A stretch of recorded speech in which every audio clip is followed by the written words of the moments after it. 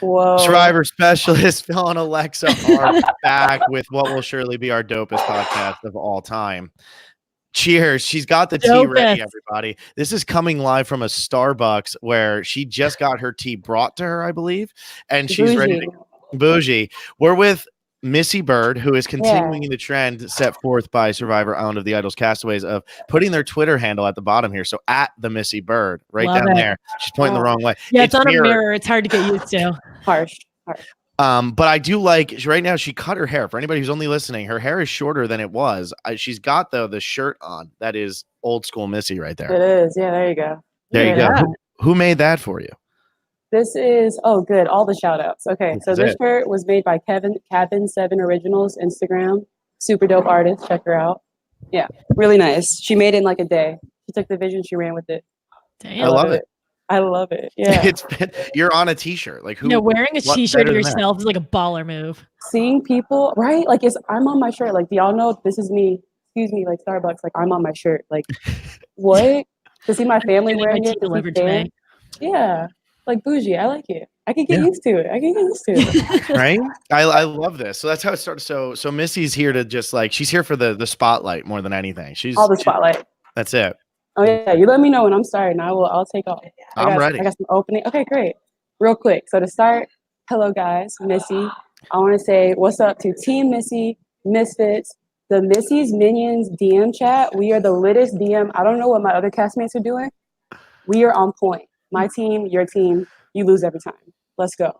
Also, yeah. Keep going because I want to know what goes down in this DM chat, but we'll get to that. Yo, everything goes down in the DM chats. If I need a meme of my other teammates to make fun of them, if I need to just talk, if I need to vent, like guys, Karishma said this, what? Tommy said this, what? The group chat. Missy's Minions, very exclusive. Send me an invite. You might not be able to come in, but like we have criteria. And then also Gabe X Edits, Natalie's Idol. I cannot do what I do without y'all. I thank you. Wow. I make a bunch of videos. They help me with music, cutting clips. I don't know how to tweet. I don't know how to text. So they do it all. And then family and friends, I love y'all. Thank you for watching. To the castmates. This tea's about to be hot. Don't hold it against me. Don't get your feelings hurt. Okay. I feel like we're done. I feel like we're done. That's it. That's it. 2 minutes and 38 seconds. It's all over. Thank you. Said everything I needed to say. That's it. Yeah. Well, you forgot one really important shout out. What is it? The guy who picked you as his winner pick and couldn't even pick you on his fantasy team because Carl goes and picks you. And his birthday was yesterday. Yeah, and my birthday, Phil. But then when I met you, you told me you're related to Tommy, so it kind of killed my love for you, though. You know, like I can't really. Everybody thought I was related to Tommy. His mother was like, "Phil, are you mine? No. Yeah, okay. Are you? I don't know. Everybody had me. He had me for a quick minute. I was like, "You're too short, though, to be in the Sheehan clan." I don't know. Yeah. And my arms are a little bit too big. You don't have enough of a Long Island accent. Yeah, and that. Can we you don't eat Allie's donuts. Can we talk about this though, Missy? Yeah. When I watch Tommy on TV, he's got a little bit of an accent, but it's kind of like how Alexa's accent, suddenly it'll just pop out and it like screams in your ears. But then you meet Tommy like when he's not starving. Yeah. And where does it come from? He's got like the thickest Long Island accent ever. Right. So I think it's like I can speak Southern when I talk to my family on the phone, but other times I don't think you can detect my accent. So I think same thing when you're starving, everything just slips away. You go back to your baseline, how you were when you were younger, and you hear that accent. Yeah. I always thought it'd be the opposite because maybe you're so sleep deprived that you just kind of like let your strong accent go out, but I guess not. Oh yeah. No, I feel it. Maybe. I don't know. I just feel like he was going to beat me up that whole night. I was like, where's this coming from? You want to just get in a bar fight? Like, that's what I thought was going to happen. Wait, me or Tommy? Tommy. No, not Tommy's you. a puppy. You should be more worried about me. I was also worried about you, Missy. So as you should be. But yeah, so I want to hear all your takes on, this season, of course, because you were a part. We've had Nora and Jamal. Yes. So you're the first Lyra we have. I'm the only Lyra you need. Wow. There we go. Yeah. Wow. I'm all you need, guys. Like, come on. All right. Well, whoever we have coming up on this Sunday, we'll call her up and we'll tell her, hey, we don't need you anymore. We got Missy. Missy took care of it. You're not really. You're good. Bye. Yeah. All right. Yeah. Well, I'll let her know. I'll text her right now. She'll probably just text me back something hilarious, so I don't care. But anyway, go ahead, Alexa. You have something. All right, no, let's dive into it. Let's talk about the beginning of the game. Let's talk about early. What was it like to not have a marooning and just walk Yeah, onto okay. a beach. At Jeff Probst, like, do you not care about us? What are you doing? Like, what are you doing with your life, sir? Come on. We tried to apply. Aaron has applied for 13 years. Janet's applied for like 87 years. Can we get a marooning? Can we jump off a boat? I can't even swim. Can I please jump off a boat? Can I have my full experience, sir? I feel Why? like you didn't play Survivor if you didn't jump off a sailboat. Did we play? Yeah, like, did the season even happen? I don't know. But- So that sucked. It pretty much sucked. And even if it's not that, at least walk out to a mat and have it be like, "Hi, we're here." Yeah, like a like, challenge. Like was sometimes our they want the question? challenge. right. Like Michael, like I asked them that the night before. I was like, I know they can't tell us, but like, I was like, are we gonna do this and that? Nothing to happen that next morning. We were all pretty shook. Like Yeah. when we got to the beach and they were like, the game starts when you walk to your flag. I was like, no, the game doesn't. Like I was trying to tell them, no, you're wrong. Like y'all, they made the show. I'm like, I'm sorry, the show doesn't start yet till I see this man and he says my name and tells me the name of my tribe. Yeah. For the first 3 days, we didn't even know the name of our. We kept calling like Lero, Les. I thought Like it was Lero. right, like how do you say it? If Jeff doesn't tell you how to say it, there is no correct pronunciation of it. Yeah, so I wish bad. they would have shown a bunch of confessionals of all of you trying to figure out how to say Lyro. That would have been absolutely hilarious. Eventually it just came like Lyro Pyro. It rhymes with something of it that's like useful, so we'll call it Lyro Pyro. There That's you like go. the way that we figured it out. And then also beginning confessionals, first hot take. I guessed the title, what it meant. I guessed what Island of the Idols meant. I said, okay, Beyonce is my idol. Mhm. Is she here? Should have She been shown. upsettingly was not. Yeah, like where is Beyonce? Like, is it just like another, it's like an American Idol like remake? Like, are they here somewhere? Yes. And Boston Rob wasn't good enough. He didn't live up to Beyonce status. He's all right. Like, yeah, like Rob, you're all right. Like Sandra, I love you. Like Rob, okay. Yeah. Rob versus Beyonce comparison is something I never thought I'd hear, but here we There are. is no, yeah, you can't be everything in my life since the beginning of the show, Beyonce. I was just before we got on, I was looking at Beyonce's her pictures from the red carpet the other night. Jesus. Yes. Mhm. Yes. Okay, Survivor. Survivor. So Yeah, you guessed it right away, but were you expecting it to be like two people or a whole tribe, or what were you thinking? So when we walked up and we didn't see Jeff there, I was just like, okay, do we need to go find Jeff? So immediately Lyro Pyro, like we went out and played hide and go seek. Oh So, like my we God. we broke into groups real quick, like, all right, y'all check that way, you check that way. And we're like, where could he be? Do we have to initiate something? Do we have to press a button in some area for him to pop out? And I think after 2 days of him not popping out, I think we gave up. And so that was super, super weird. And we went the first 3 days without him. And because Lyro also sucks, L is for Lyro, we L's. We also couldn't make fire for the first 3 days. Ooh. And so I'm not gonna say we were that shit crazy, but we were delusional. We weren't sleeping.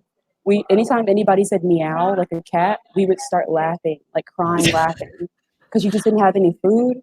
It was wild, and I don't think we were even drinking the water because the first night we got there, I pulled a ream, and I was like, "Oh, here's your water bottle, Dean. Here's your water bottle," and then like people started losing them. Mhm. So we were just a hot mess. We were a hot mess from beginning to end. Till the swap. I would have loved to see this game of hide and seek. Oh my God, I would have loved that. Yeah, like in the bushes. Like, is he back there? Like we're swinging from vines, trying to go up and climb this mountain. Like, is Jeff up there? Like, do we take those steps? Nowhere to be found. Why? Jeff, like, where did Man. you go? And then we also had these totems. Did you start? You what? No, go ahead. No, go ahead. Yeah, we had these like totem poles, and we didn't know what they were. So we were like trying to put the totem poles together and figure out, was there a code to read? Like we were playing, like we were Spy Kids for the first couple of days. Like, what do we do to make him appear? Like a national treasure. Like what sequence of things do we do? Do I say this word, put this totem pole together, and then count to 5, and he'll step out? Like, do we pretend like we're hurt so Dr. Joe will come and then Jeff will come? I would be what you needed to do. Yeah, I would have done anything to be a camera woman for those 4 days and just like giggle to myself and not be able to say anything. Yeah, I'm sure they loved it. Like we looked crazy. The ideas we were throwing out were crazy. We started beatboxing. Chelsea threw out a rap, like a freestyle rap. We were shook. Like we were shook. Yeah, that's crazy. Did you start worrying that like maybe you guys weren't actually on Survivor and like 10 people were just dumb enough to walk into whatever these people were doing to you? Right. I think that was one of the theories, but we got our buffs right away. So we got our buffs, and we got it came up to a sign, and it was like, you have 2 decisions to make. Do you want food or do you want to have a shelter kit? So like, it's like, all right, we're on Survivor. We have these clues. And so maybe those clues will lead us to Jeff. But it said, here's your first clue. We never got a second or a third or, so yeah. You didn't use the You first didn't one get either right. of those things? We picked the toolkit to build the shelter. But yeah, after that, we got no more clues. And technically, Lyro, let me just say, and good, I'm the first Lyro. Lyro should have picked the food. I don't care what anybody says because we built 3+ shelters and every single one broke. And the entire time on Lyro, we just slept in the sand anyway. So let's just grab the fruit and the bananas. We didn't eat. Yeah. Well, and I feel like at the beginning of the game, you want to be somewhat comfortable, but you're not going to swap early enough that your food's then going to go to the other tribe. Yeah. And so like those early challenges can really make or break the game. I mean, as we see, once you lose 1, it's very easy to lose 2 and 3 and 4. Like and it's 7. And yeah, 8. it's easy to spiral. And Yeah. and so I think the food, if you have energy, even if you're exhausted because you're not sleeping, if you have more food than the other tribe, you're going to beat the other tribe.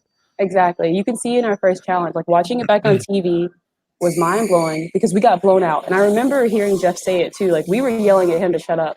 And he's like, this is the worst blowout in Survivor history. I did not come on Survivor to hear this man say those words to me. I don't lose like this. Like I don't lose like this. Like what are we doing? But if you think about it, as soon as we got back, we had our first cup of rice because when you lose, you get fired. So we had our first cup of rice. And I just remember my eyes. It was like I had this veil, like these like really foggy like glasses on. And as soon as I ate that bowl, I knew what my name was. I knew what show I was on. I could strategize. I could curse people out in confessionals. Yeah. So yeah, like it makes sense we lost so bad because we couldn't function. The physical part is just adrenaline. Like jump over this bridge, climb under this pit. But putting that puzzle together, we stood no chance. They were eating. Bokai had so much food on it. So much. An upsetting amount.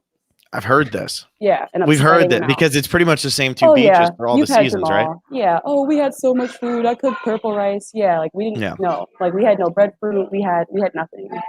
Jamal was on vacation. He was just napping.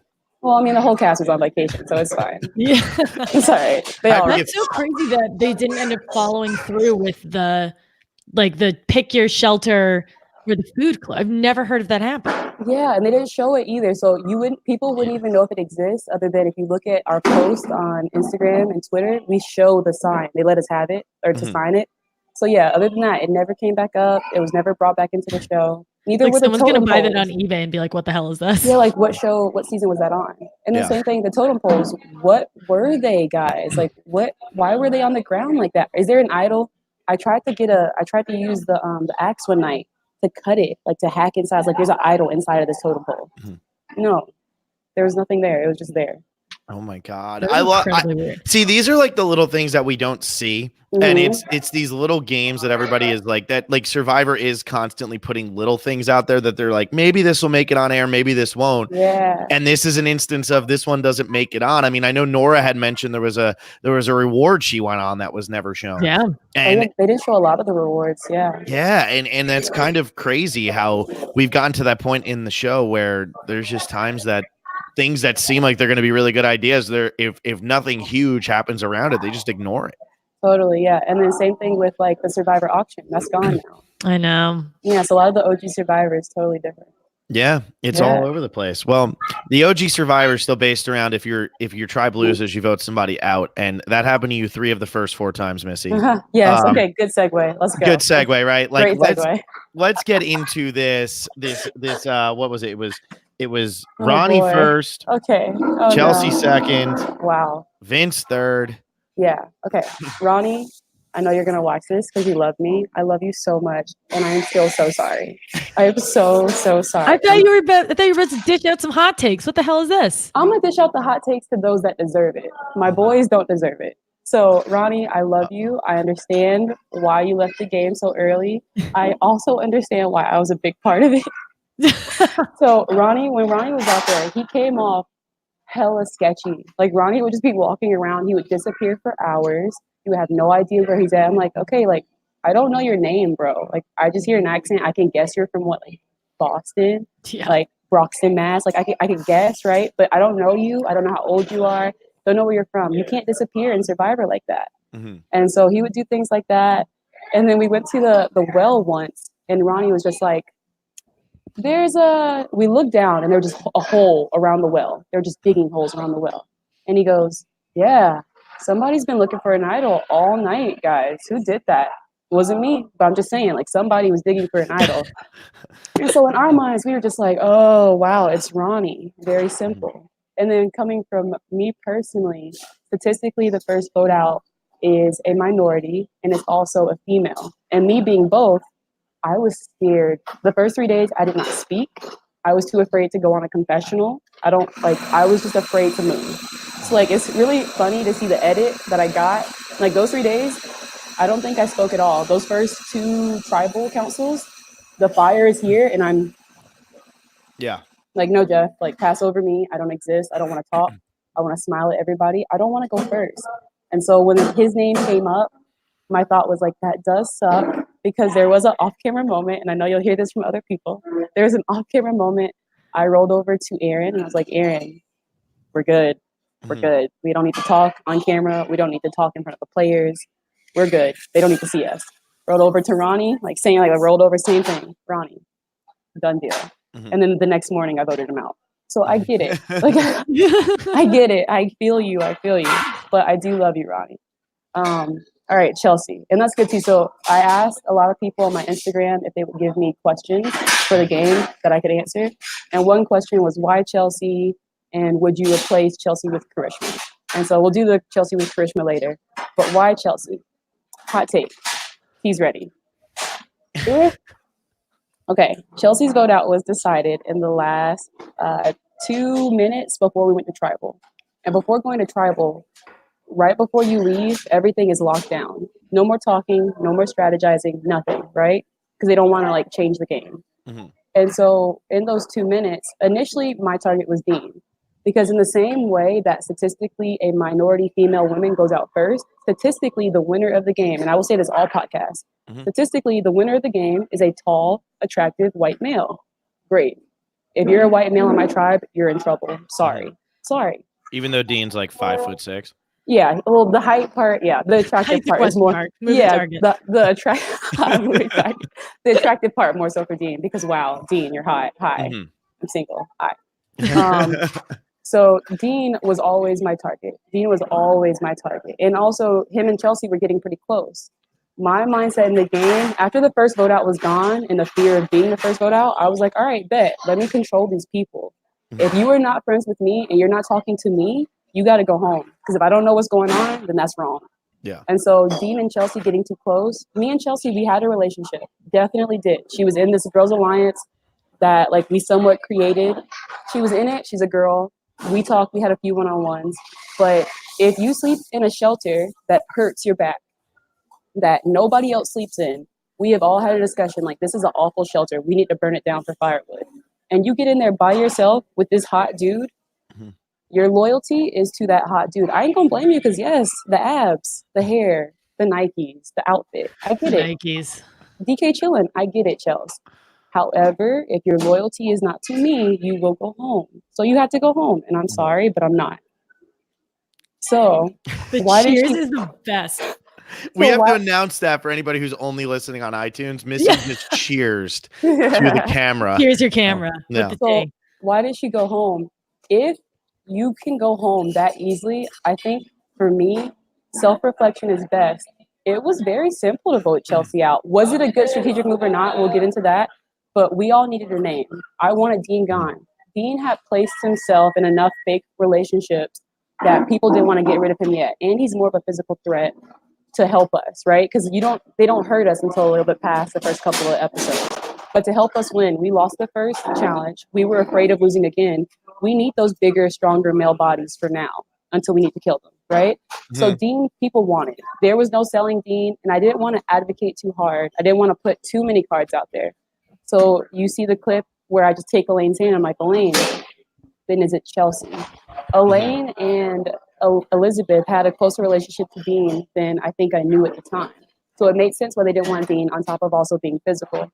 Like, Chelsea, we threw your name out really quick. Elaine ran upstairs or ran back into camp, and she's like, Chelsea. Just like that. Yeah, you're done. Like, plan Z, very simple. So to me, strategically, if your name is allowed, let somebody have said my name like that day too. You best believe Elizabeth, Aaron, whoever would have been running to me. Yeah. So Yeah, Yeah. so like you had to go home because you seemed to be the easiest one to vote out. Your connection was too close to Dean. I don't mind blindsiding Dean. I just blindsided Aaron. It turned out great for me. Aaron's my best friend. Like I live in Rhode Island. So I don't mind blindsiding one person and keeping the majority on my side. So it just seemed like numbers wise, there were enough moving blocks that Chelsea was a number that it made sense. If we pull her out of like the Jenga pile, my house still stands and my $1 million is still intact. Yeah.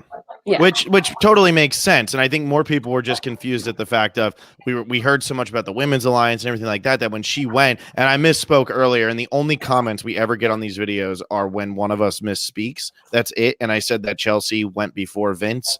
Vince went before Chelsea. I apologize to everybody on the internet. I need everybody to know. But I think that's why we were all shocked, because it was like, okay, we just watched Ronnie. And she had a great episode. Yeah, she found did. an idol. Like she was doing all these. So the Women's Alliance, I wanted to keep it. I had 2 alliances that were like, or I guess I had quite a few. I guess me personally. So I had the Women's Alliance, all 5 of us, really great. Elizabeth was my number 1. Elizabeth was a recruit. Elizabeth does not know the game of Survivor. She will never understand the game of Survivor. She knows that. We all know that. That's the main person I want on my team. You don't know the game? Let me teach you the game. Because when we get to the end, me pitching my story would just be me like that. Like, I love her. She's my friend. But anything she does in the game is only because I did it for her. Yeah. So it was great. Number 1. The other alliance we had was the Athlete Alliance. Me, Aaron, Elizabeth, Dean, and Chelsea. Again, in that alliance, Chelsea, you don't really fit as like one of the athletes. I can lose you and still keep 2 really big shields and DK Chillin and an Aaron. And then I still have my number 1 who doesn't know how to play Survivor. That sounds great to me. I have an extra vote. I had an extra vote in my pocket for an entire month. I always knew where her vote was going because it went where I told her to put it. That's to have that in Survivor. I felt like man, if I don't find an idol, do I need one? I have an extra vote. Other people don't have that. And so the other alliance was, we had the POC alliance that broke down because Ronnie went first. So that never really went anywhere. I love the hand motion, like, see ya. Like, get it out of there. tried. Get it out of there. Okay, and then Vince, same thing. POC alliance. Obviously, it didn't go anywhere because Vince got booted. So for Vince's vote out, my going out there, I didn't want to be first because of the stats, right? Minorities and women. So I hated it for it to be 2 male minorities back to back. I was like, man, honestly, for Survivor history in total, at least it wasn't a woman. So like that's how I kind of like, okay, it's all right, I guess. With Vince had an idol. He came back from his little mission, that dope mission where he's falling in the woods and grabbing ash and stuff. Like, Vince, if you say we were that close, Vince's platform is, I'm here to support minority women and to help minority women, right? Vince, I'm both. If you got an idol, come sit me down. Let's talk about it. I can't put my neck on the line for you. Yeah, Vince, I knew you were going home. It wasn't my name. I was good. I was happy about it. If you would have sat me down and told me, hey, I have this idol, let's make moves, then we can take somebody out and they don't have to know that we are working closely together and there is a little bit of trust. But now you go home with an idol and like I lose a potential very close alliance member because I do believe now that we're friends that Vince really did want to work with me for a very long time. But in the game, as fans, you see everything. You see Vince's confessional saying, I love Missy or I love whoever. I don't have the information. And I think I learned through the game that one of my love languages is come and tell me you love me. Come and tell me you need me. I'm starving. I'm very forgetful. I'm paranoid. People are trying to kill me left and right. I think the reason why Elizabeth and I never really doubted each other is because every night I told her, I was like here, I expressed my love and she expressed it back. And we were able to talk about things other than the game too. And so with Vince, he was very paranoid, I guess, to share that information. And I get that. I would be scared too. But you have to have at least one person. You can't play by yourself. And I think now, even in Survivor, when maybe earlier on you could survive by yourself the first couple of days, I think now the game has progressed and it's moving so much quickly that you need to find somebody who has your back as soon as you hit the beach. As soon as Jeff does or does not maroon you, you need somebody that has your back. And so having that with Elizabeth, I felt a little bit more comfortable, I think, than he did. So yeah. Yeah, and I think what also threw us all for a loop is that out of the first 5 boots, I think it is, 3 of them are people who we were told in the first episode, you're going to root for these people. It was the Vince, Elaine, Tom, Chelsea alliance that really never seemed like it was actually an alliance, but we're seeing so much of that in the premiere. And then Vince is gone, Chelsea's gone, Tom's gone, and it's like, what just happened? And then also, what were we just watching on Lyro? Because even early on, when we didn't hear from Dean at all in that first episode, Alexa and I had that conversation of, okay, but Dean was clearly in the know and has better relationships than we think because he voted the right way. You know, like he still voted the correct way. So there was just something that was weird about the opening at Lyro that we didn't really get to see. I think the whole edit of Lyra was weird because, the Women's Alliance was, actually not weird. Hot take. There we go. It was not weird. It was for ratings and productions, whatever, for their status. Right now, women are in. Mm-hmm. That's like the hashtag. That's what you tweet on Twitter. Women empowerment, women goals. And so it is very advantageous to Survivor to show these dominant women, to show Sandra saying a woman's going to win the season. Fans have to understand the show is edited before you see it. They know who is potentially going to win the game before it comes out on TV. So why put in that clip? I was reading somebody's tweet earlier today. Why put in that clip where Sandra's like, a woman's going to win the game? And then we're watching the editing. I'm hyped from the editing. I forgot who won the game as I'm watching as a fan. I'm like, dang, Chelsea found an idol. Mm-hmm. Dang, like my confessionals are coming in hot. Like, a woman is going to win the season. Wait. We did that, yeah. Like, wait, no, they're not. So I just think that women are what people are talking about right now. And therefore they wanted to mirror the show to pull you in. It's like the 100. I love this 100. It's kind of like gay baiting. Like they had a very strong gay character that a lot of gay people liked. Then they killed her off. But now you're committed to the show. Yeah. Now you're in it. So it's like, if you guys like empowerment, if you guys like women, check out this first 3 episodes of Survivor. check out these idol finds. Kelly with 3 idols? Are you serious? Look at these women. Look at Sandra, a 2-time female winner, saying from a little box upstairs that another woman is going to take her. Like, that's dope. That's decently dope. Like, come on. Oh, wait, that's decently dope. Dope. Ding, ding, ding. Oh my God, she's pinking her shirt.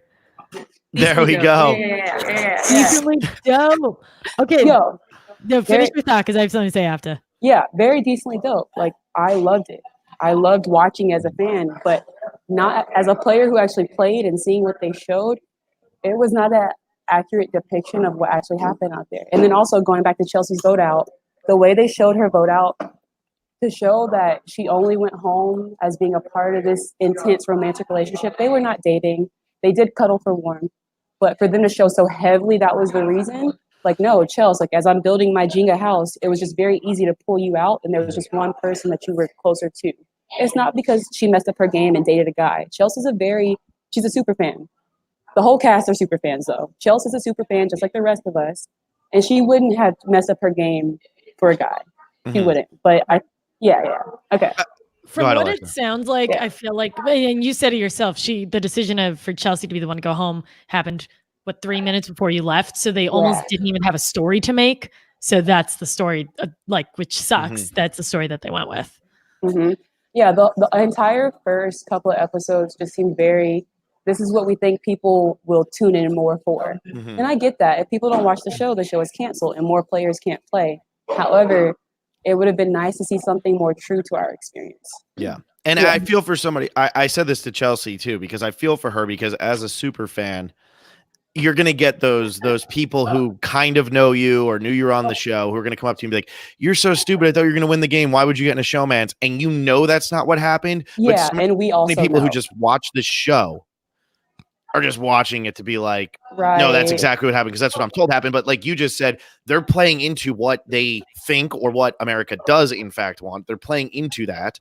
And that's why half the stories that are coming out on any given season. And Chelsea's showmance, a showmance on a reality TV show always brings in viewers, especially when Boston beautiful. Rob is sitting on our TV. Yeah, exactly. It's attractive. Like, they're 2 attractive humans. It brings in people to watch. So I think we all understand, but we are disappointed. Yeah. Yeah. That's a bummer. Yeah, so you mentioned being too afraid to go out on confessionals, but I think you had the 2 best – opening confessionals.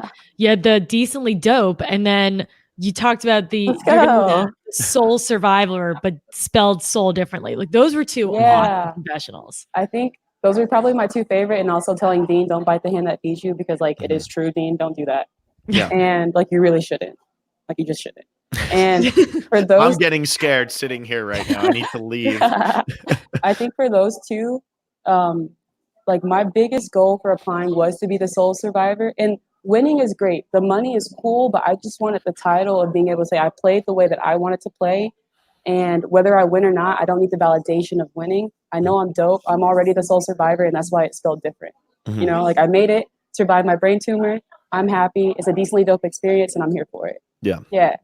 I love that. I think it. that's a fantastic way to look at it. That's awesome. So did you go into the now I'm going backwards. So did you go into the game knowing like, okay, I might look for the recruit, or I want to hide behind like the big strong guys. Like, did you go into that like as your game plan? Okay, dope. And then say this to me one more time. And before I answer that, for the people, because we're like 30 minutes in now, these are like the super fans that are still listening, I feel like. If you follow me on Instagram during the show, this shirt and the Misfit shirt, I will mail to you with an autograph and a shell from the island. I'll randomly pick 2 people. I love you all. Okay, dope. All right, Alexa and I both follow you. Yeah. No, but you guys are out. You guys We're are out. 2 random people. I swear it's random. I love Misfits. That's so good. The Misfits. Let's go. Misfits, Okay. yeah. And All then, right. yeah. So what did I ask? Oh, so like so many people have this game plan before they hit the beach, and then they go on Survivor and it's totally different. Mhm. Did you go into this wanting to either quote unquote hide behind or use like the big athletic guy as a shield? It's hard because at Ponderosa before the game, you only see the people and you don't know which tribe they're on. So we had a lot of big guys like Tommy and Aaron, Tom, Dan. I didn't know if I was going to hide. I couldn't really plan a strategy once I saw them just because I didn't know which ones I would get. Mhm. I think for me, the plan to hide behind a shield didn't come in place until talking with Aaron and seeing how he plays, and then talking with like a Tommy and seeing how they play. Like those are good shields for me. They're bigger, they are stronger. Not like, I won't say naturally, more so because they're men. Like dudes, like if I was a guy, y'all both are dust. It's fine. Like cheers, like it's done. Like you have no shot. So yeah, I think hiding behind them became a part of my game plan once I started playing. My game plan in the beginning, before anything, like Missy, you got the call, you're coming out on this date. My game plan was, I'm 24 years old. I know I'm the youngest. I know I probably will be the youngest person playing. And if that's the case, I just want to say dope a lot. I want to say that's super cool, bro. Have you been snowboarding in Breck? Like I just wanted to be the very chill, perhaps ignorant, dumb, young kid who had no life experience. I wanted to be that for them. Even though I was in the military for 5 years, I had a brain tumor, I did logistics. Like I've done all these things that give me more life experience. I didn't want them to know that. And so I thought just playing a Fabio, and actually, is that faulty? Because Fabio won. But being a female Fabio, like just trying to be really chill and laid back would be my initial, like the initial game plan until I got my feet wet. Yeah, and I think we talked with Nora about this where she said, like, I couldn't really turn it on its head because this is how I played the game. This is who I am. I can't just suddenly at Final Tribal Council change it. But imagine if you had played the entire game being like, I'm ignorant. I don't really know what's going on. I'm just here. And then all of a sudden you sit down at the Final Tribal and you're like, by the way, everybody, this is who I really am. And this is why I did what I did. It would have been epic. So it's a 2-part thing, though. If you make it to the end and you talk that. So if you were a good speaker, then you could sell it. Right. But like in our final tribal, and I'm sure we'll get to that like a little bit later, Nora wasn't really able to express the things she wanted to express. It's like being on stage. Oprah has a mic in front of you. It's Oprah and you have to speak perfectly. If I made it to the end of the game, like something that I have been hoping for my entire life, I finally had the seats in my hand. I see, like, it don't matter who's sitting to the left and right of me because I'm going to win the game. There's definitely a chance where you are not able to speak in the way that sells the way that it does.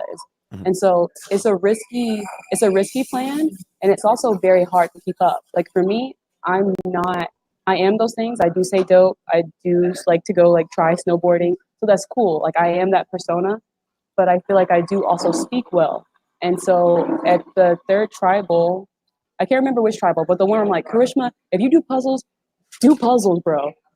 What happened was for the first 2 tribals, I said nothing. I stared, I looked at the fire, right? Jeff looked at me and goes, you will fucking speak. Yes, sir. Like your idol tells you, like, snap out of it. Like, what are you doing? In that moment, I think, one, I didn't know Jeff curses. Like the edits all that out. I've never heard my idol curse before. I've heard people have said that he just like whips out. He goes like off. And so to hear that, like, and I think he probably knew, or our psychologist probably knew, what would kickstart Missy's game in front of the other players. Because in my confessionals, I was speaking this way. I was like, here's what's wrong with these people, this, and I was talking more. But in camp, I didn't say anything. I was like writing a song for probably the first 10 days. Like I was just playing guitar on a stick.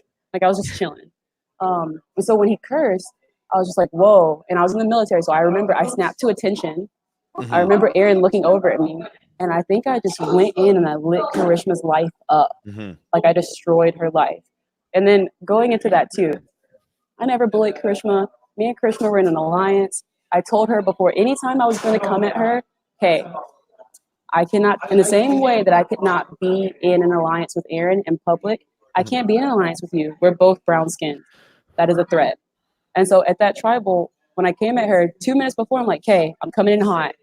Hold your head up. We'll get through it. They won't know we're together. And I came in hot, especially after Jeff lit me. Like when Jeff lit it up, I had to go. We had to go. That's scary. It was game day. Oh, it was scary. It was game day. It was time. Like, don't talk to me like that, bro. Now, how would you have felt? Because that sparked something in you. How would you have felt had Karishma flipped it on you and said, I'm going to go in on you? Would you have been able to just be like, okay? Or do you think that you would have been like, you would have gone off? Another hot take for Kay. Cheers. There's nothing that she could have gone in on me about. Aaron and I and Elizabeth put the team on our back. Like, come on. Like, my back hurts right now because we did all the work. So there's nothing that Karishma could have said to me that would have made any type of difference. Like, girl, I cook for you. I clean for you. I also feed you. And you can't do a puzzle for me so we can all stay in the game? You ain't got nothing to say. Sit down. Yeah. That would have been good, too. Yeah, I hope I never piss you off, Missy. Yeah. You won't. I doubt it. I doubt it. Love that. I doubt it. There's still a chance, though. There's still a chance. Perhaps. Yeah. No, that I mean, but it's an interesting way that your tribe like kept losing because you weren't so outrageously weaker than like an Edge of Extinction when you vote out Chris Underwood and then all you have is War Dog who can't throw it makes sense. Yeah. But in your season, you vote out Ronnie, but you still have Tom and you still have Dean and you still have Elizabeth and you still have you and you still have Aaron. And it's like, even with the loss of Ronnie, and this is probably why, again, you know I love you, bro. You know I love you so much. I don't think I lost that much sleep over losing him because I'm looking like, to my right, I have an Olympian. Yeah. To my left, I have this huge dude who can tread water for years. He went to the Coast Guard. Like I have an NHL player, you know, like I have all these people that can do all these dope things. We were not hurting physically. It was not the physical portion. And I think that's a lot where the heat came from at Karishma. Because the first day we got in this little cute, you know, AA meeting circle. Hi, my name is Missy. I've been on Survivor for 3 days. And we said our strengths. I said, hi, I'm Missy. If you need me to pick up something heavy, I will. Because no, I'm not going to tell you I do puzzles. No, I'm not going to tell you I do that. So that's what I said. And I'm sure Aaron and Elizabeth said the same thing. I swim well, right? Karishma got in the circle. And let me tell you, quote, and y'all get her on the show so y'all can ask her this question. Let me show you what Karishma did. Karishma said, hi, I'm Karishma. I've been on Survivor for 3 days. I have a binder of Survivor puzzles. It's laminated. It's really thick. It's about this big. And I study it every night. I know every single puzzle that Jeff has ever made. I know where the pieces go. I know who has won that challenge and why. Great, Kay. That's great. You were team captain for puzzles. First puzzle. She doesn't volunteer. Mm-hmm.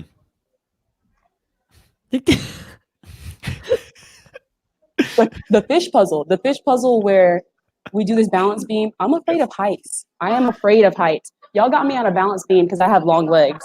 The person that screams when we all fell, it was me, shrieked like a little girl. Mm-hmm. We get the puzzles back to her. We have a lead. Again, we have an Olympian. Kay, the sprinkles go with the sprinkles and the red goes with the red. You said you have this in your binder, right? Like, go back to your mental binder and pull so we can win.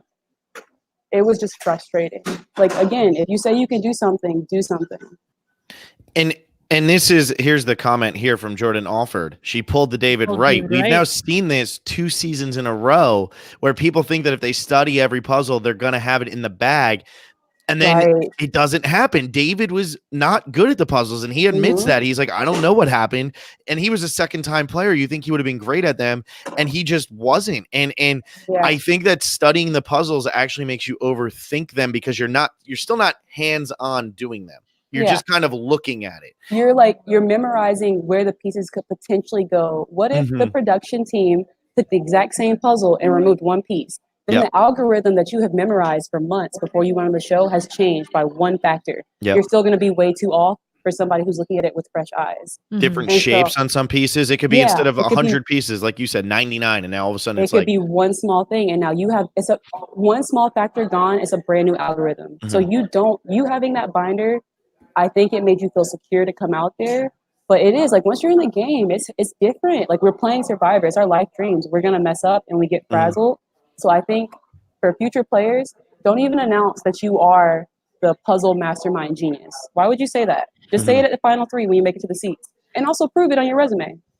Show me the Carfax. Also you're putting yourself in the clutch position, like in the hero position, because the puzzles always last. So that's always a scary thing to volunteer for anyway. Yeah, it's like, don't talk about it. Just show me the Carfax at the end. The receipts will say the receipts will say everything you need. Like, show me our record, and our record on Lyra was like 0-80. So you got one. You got one. We did get one. Let's go. Spice Rack. Let's go. I thought you guys were going to start going on a winning streak. Nah. No, narrator. One and done. On a winning streak. Yeah, exactly. Well, what I want to know is, what is it like to play Survivor while having a fear of heights? You really want us to jump off a boat? Yeah, I wanted to, like, when I signed up, I wanted every experience. I'm afraid of the dark. I'm afraid of cockroaches. I'm afraid of rats. I'm afraid of bugs in general. So anything that I'm afraid of, definitely introduce it to me in this area of my life where I have put myself in a mindset where whatever's out there, you need to do it and tackle it. And if you win, you've won that much more. Like, it's not about the money. The title, again, is decently dope. I want to be the sole survivor. But if I can come back from living in pitch black darkness and I'm afraid of the dark, damn, I'm strong. Like, damn. Like, if I don't know how to swim and I can jump off a 15-foot boat while holding a chicken and it didn't die, damn, girl. I just imagine the chicken still alive and Missy's at the bottom, because the chicken was fine, but Missy chicken was good, but Missy never made it. I always feel bad for the chickens because it's like 15, 20 feet. People just like whale them over the boat. Right. Yeah. They drown. Yeah. I wanted it. Like, I want every possible experience that Survivor has to offer. And if you are trying to play and you want this and that, no, like, Survivor doesn't owe you anything. Give me all of it and let me see how I deal with it. Yeah. I agree. And I think, like, with the food challenge, that's something people always talk about. It's like, how would I do on that? Because it's an easy one to sit here at home and say, ew, that's Michael, gross, but that's what made me a fan of Michael from Ghost Island. He said, can I still finish it? He lost. Yeah. Like, you still lost, but you want the experience. That's what it's about. It's not about just winning. Winning is dope. Winning is great. But, like, wow, you got to eat. When are you ever going to say you got to eat this really nasty larva? When would you ever want to ever again, other than on Survivor? You made it. Thousands of people applied. Eat it. Yeah. Eat it. Yeah. Eat it. Even if you weren't picked for it, just eat it.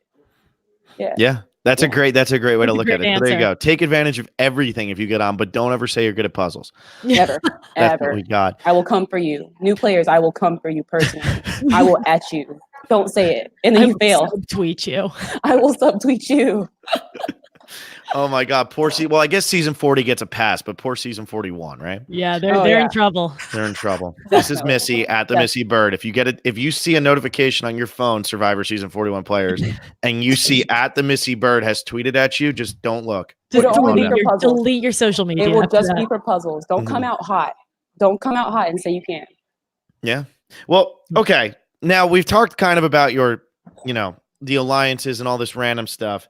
Yeah. Now Tom goes home at 16. Tom is probably the person I feel like we know the least about who was on this entire season. Okay, dope. Like, I really do. But you've mentioned him a couple of times. You're like, I got the NHL player. I have my athlete alliance, all of that. What was he really like out there? Was it just kind of like, oh, he's just the older guy who's kind of here? Okay, great question. Tom is that grandpa that you love, but he doesn't talk. And he sits in the corner at Christmas, and he always has a card for you. Like, he always has like a crisp $50 bill for you. And you know that he loves you. So his love language is giving and everything, but he doesn't talk to you. And he's also older, so he sleeps a lot. What you see of Tom on the show, I mean, yeah, you definitely should hear more of his hot takes, but that's really what you get. Tom probably slept 18 hours a day. When he woke up, the only word he had to say on his lips was charisma. It has to be charisma. Like, even when he's in Australia, he's like, did they vote charisma? Yeah. So Tom didn't really Tom was older. Tom was never in anybody's mind on Lyro to get out because one, at his age, my thought process and a few of other people's thought process was he's gonna give out. I'm not wasting a vote on Tom. Let me work with him and use him while I can. And when he gives out, he'll be begging me to vote him out anyway. He'll be begging me to kill him. I'm like back in the game. He'll be begging me to vote him out anyway. So I don't need to waste time on him. But Tom, in real life, Tom is a great guy. He's getting married soon. I don't think any of us are invited. It's totally fine, dude. Yeah, cheers. Like, whatever. And the most that me and him ever spoke in the game was talking about Costco. We both have a very deep love for Costco. I travel a lot because I'm homeless. And so any state that I go into, the first place I go is Costco and get like my little goods. And we randomly brought up Costco one night and I was like, Tom, you have a Costco membership? What color card? And we just went super in depth about like the executive card or just like the baseline card. Do you get the $5 chicken? I used to do that too. What about the muffins? So the most that me and him ever talked or strategized was about Costco. But super cool dude. He's an athlete. He's older. The first challenge, I think it was a lot. And I was like, dang, is he going to give out? No, he's an ox. Like that's an ox. He calls us grasshoppers. So very cool dude. Yeah. And when you swapped, because what you said is exactly what I was feeling the entire time. Like Tom is the guy you take the final 7. He's never going to turn on you. He can't.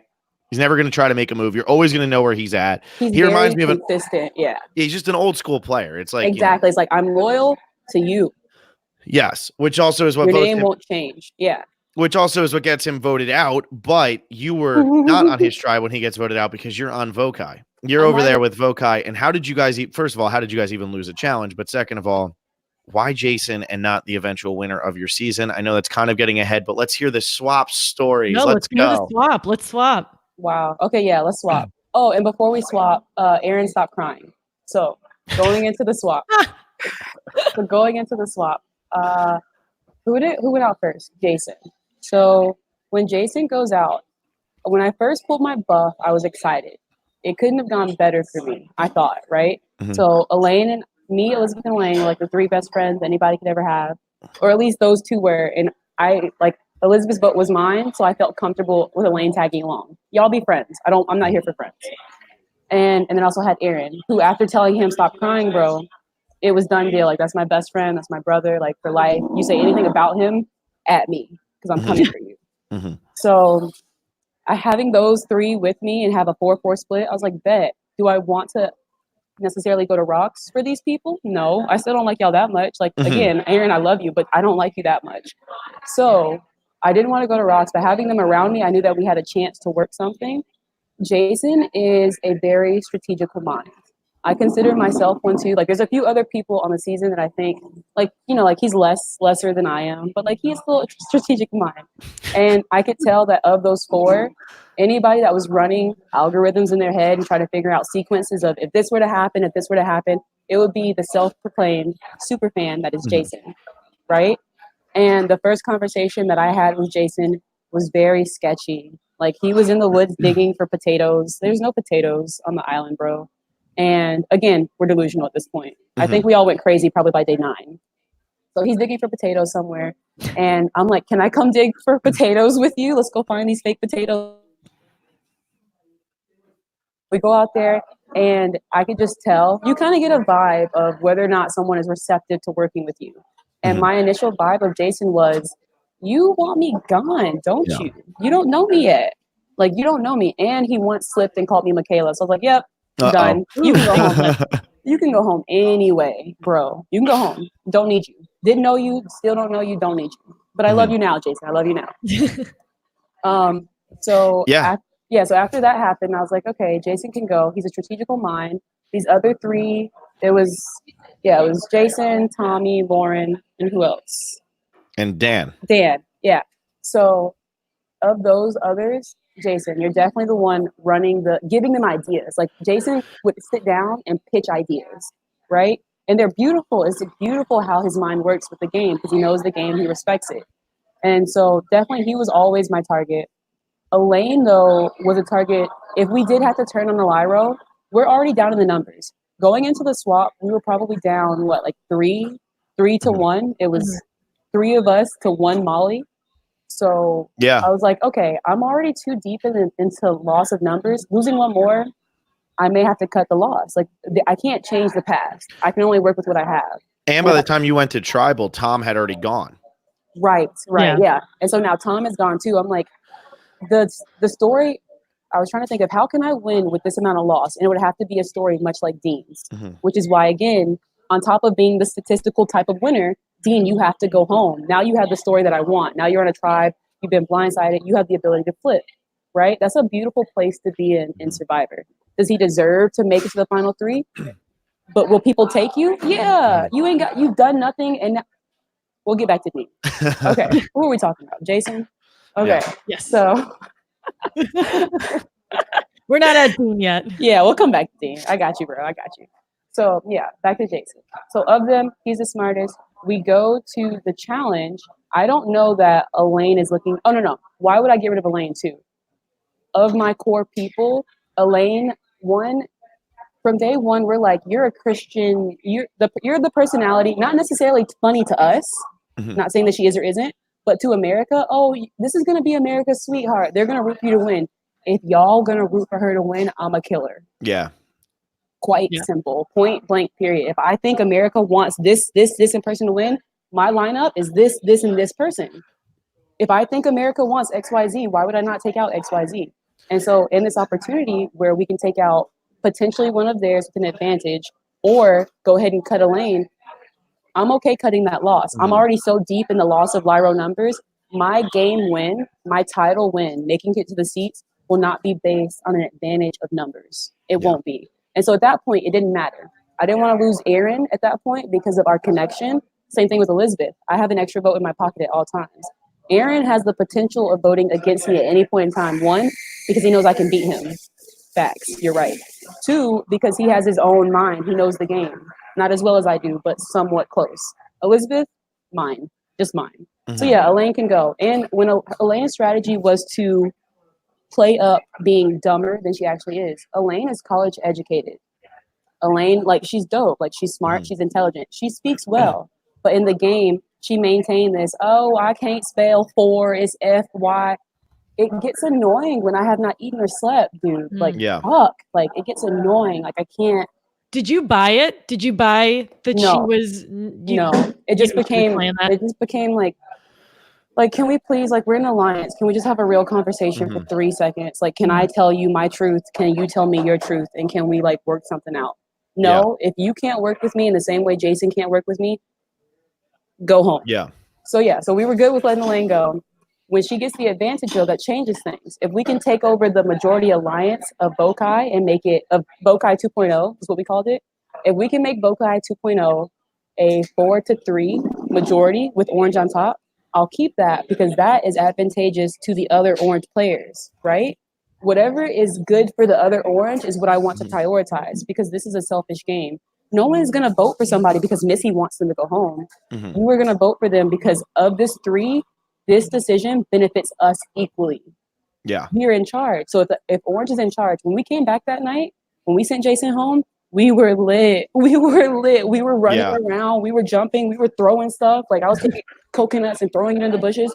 I was like, we took it. Yeah. So I knew that move would be something that we could all align on. And anytime, Aaron said this morning on his Purple Pants podcast interview, anytime that you can all go into tribal on the exact same page, you feel a little bit safer. And we've been to so many tribals. I want a clear ticket. Like if you can have a clear shot, take it. Yeah. Bryce wants to know where you are. Bryce, it's the Purple Pants podcast. I mean, since you're name dropping it. Yeah, I am out at Starbucks. You know I'm homeless. I'll be coming to visit you soon. And so I needed that good Wi-Fi. So I found a Starbucks. Starbucks has some solid Wi-Fi. I also wanted to throw that up so you don't miss your chance to be on. What does he call? Does he call it though? What does he call Zaddy calendar? Not the Zaddy calendar though. No, he has the female version. Wait, there's a female version? No, I want to be on the male version. I'm a Zaddy. I fathered these fools on the island. I fathered them so bad that I might as well be a Zaddy. I don't belong in Hot Girl Summer. Lauren Rimmer made it on the Zaddy calendar, so you can make it on the Zaddy calendar. That was my favorite thing of all time. Yeah, like I texted him one day. I was on an airplane and I was flying somewhere, and I had just a moment. I was like, I own these fools in this game. Like, I fathered them, and on Father's Day, they should all send me a Father's Day card. So I should be a zaddy, I think. Yeah, I'll be a zaddy. Yeah. There you go. I got to get one of those calendars. I need to get one of those. What month do you want to be, since we know we have Bryce's undivided attention and he can't go away? He has to listen to you now. I'll probably be July. Just my birthday, the best month. July 1st for the fans, guys. July 1st. And would it be at the Missy Byrd? Would it be Misfits? Like, or is it just your name? I'm gonna keep it like I like at the Missy Byrd, spelled with a Y. Yeah. All right. Okay, so back to, make it happen. And then also, cool. Yeah. All right, Bryce, get out of here. Back to the swap. So Jason's gone. Yeah. I had a question for you just to follow up on what you had said. So Jason goes, were you thinking about throwing a challenge there or no? Definitely. Not with Jason. Once going in the challenge where Jason went home was the basketball challenge. The climbing up the rungs, and I was defeated on the ground, like crying. So for that challenge, we were not thinking about throwing it because we were 4-4. And if you throw it and you automatically lose, some weaker person from our tribe would flip. And later coming on to find out, it would have been Aaron probably, because Aaron was their target or one of their targets. And so if we would have thrown it, if Aaron would have flipped because he would have gotten voted out, that would have pissed me off for our relationship. He probably still would have targeted Elaine, but then we would have been fractured. And I don't know if we would have moved on from it because we were so deep in the game at that point. Like, we were already at the swap, and now you're lying to me again. Yeah, I lied to you on day 3, but we hugged, we made up. I told you to stop crying, and you did. If he was to backstab me then, we'd be done. So the dynamic would be off. And so I'm glad we didn't even think about throwing that challenge. I didn't know that Elaine was going to be looking for an advantage, but when we first lined up in our huddle, Dean's not there. Why am I thinking? Dean, I'm thinking about you. Dean, I'm thinking about you. Yeah, you can't stop. Wow. So Jason told us that he didn't want us to do the main position. He's like, the main position will find the advantage or the idol. So he was like, if you go and do that role, we will vote you out. Jason told me point blank, quote, don't lie. If you shoot, I will vote you out. Missy, if you rebound, I will vote you out. So I was like, okay, yes, sir. I don't have the numbers. I have no power right now. I won't do that, but I will kill you when I get the chance. Wait, so what were you supposed to do? I was just going to be in the box holding something, right? And that's what I want to do. You don't want to have these lead roles up front. And so Jason walked out there. I'm going to put you on blast, bro. I'm going to put you on blast. He walked out there, but beforehand talking big game. I'm going to be the rebounder. I'm going to climb this big wall. I'm going to be this athletic, like heavy, like strong dude. He saw the height of that wall. He saw how high you have to climb to get the rebound. And you know what Jason did? Sub. Okay, sub. Great. So you're not an athlete. Then sit down. So you don't care anymore. Sit down, whatever. And so we get out there. Elaine is looking for the advantage. Elizabeth helps her. Elizabeth tells me. And so we knew back at camp what the plan would be. So as immediately getting back to camp, we started scheming. There was no talking anymore about foci or going with foci. As soon as we got home, Elaine showed me the parchment, showed Aaron the parchment, done. We don't need anything else. And then it wasn't until the next challenge where not our person goes home. I think that's when Tom goes home. That's when Jack goes home. So Tom goes first, Jack. Then Jason, then it's Jack. So when Jack goes home, that's the challenge that I wanted to throw. So I wanted to throw a challenge because, again, and this is going to keep coming up in my strategy, statistically, what does the winner look like? Look at your past 10 winners. What does the winner look like? On my tribe, I now have a majority over these other people. And look who they have in this minority. Tommy, who looks like a good statistical winner. Tommy. Does it matter if he has a good game? Does it matter if he's a GOAT? Does it matter if he's a challenge piece? It don't. Statistically, he's the person that's probably going to win this game, guys. Like, he just is. It's just how life goes. And so I pulled Aaron. At night, we would sing songs, like any song that we could remember. Like mine was by John Mayer. I would sing it, Slow Dancing in the Burning Room. Elizabeth would sing Shallow. And we would just sit there, we would cry, we would laugh, talk about life, look at the stars. And so I got up after singing, after I performed, I got up and I was like, Aaron, we need to talk. And I could hear them singing in the distance, so I knew they were preoccupied. Anytime you have the entire group preoccupied, make a move or go steal some food, either or, right? Cheers. Steal any food? I did every night. Oh, yeah. Every night I climbed into camp and I stole rice of our pre-made rice for the next day. I am impressed and amazed that they didn't show that. Good on you. Because I need to run circles around y'all fools, and I will however I need to. Because y'all are on vacation and I'm not. So pulled Aaron aside and I was like, bro, I had an epiphany. I was like deep. I was in it. I was like, bro, I thought about it. What if we just don't play well tomorrow, right? I have a chip on my shoulder. I didn't finish the Air Force Academy. I wasn't able to complete it because I had a brain tumor. I was clinically too crazy to be an officer. It hurt. It hurt. I almost died, and I also can't live my dream. He didn't get to finish with the Coast Guard, and I know that hurts him. And so I pulled him aside. I was like, we have the chance to take the game. We have somebody here that no matter what he does, regardless if he's a GOAT, he can beat us. Let's kill him. Let's take him out. Let's take him out. I'm calling the hit. I am calling this hit. You got to call one or two others. This is my hit. I'm calling it right now. Let's take him out. And throwing a challenge in Survivor, there's so much paranoia involved. One, because Jeff, as the host, he has so much power to manipulate the game, even though he's not in the game. You, as a super fan, and we all are, not just Chelsea, we all are, you have, if Jeff is upset with you, it's like your puppy died. Why would you want to, why would I upset Beyonce? If Beyonce don't like you saying this word, I bet you won't say it. If Beyonce tweets, don't say blah, you're never going to say that. You will remove it from your vocabulary. Jeff has told people time and time again, I will hate you for the rest of your life. I will curse you out, all blah, blah, blah, if you throw a challenge. Well, Jeff, in that moment, I saw myself winning the game. I do not care I don't care, Beyonce. I guess I don't care. Because I saw it, like that was a great opportunity to take him out. That was the first miss.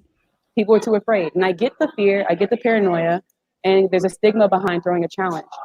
I'm not throwing a challenge because I'm incapable. I'm capable to run circles around all y'all. Give me a ball, give me a coconut. I'll take you out easily. It made sense for that predicament. Is it always okay to throw a challenge? No.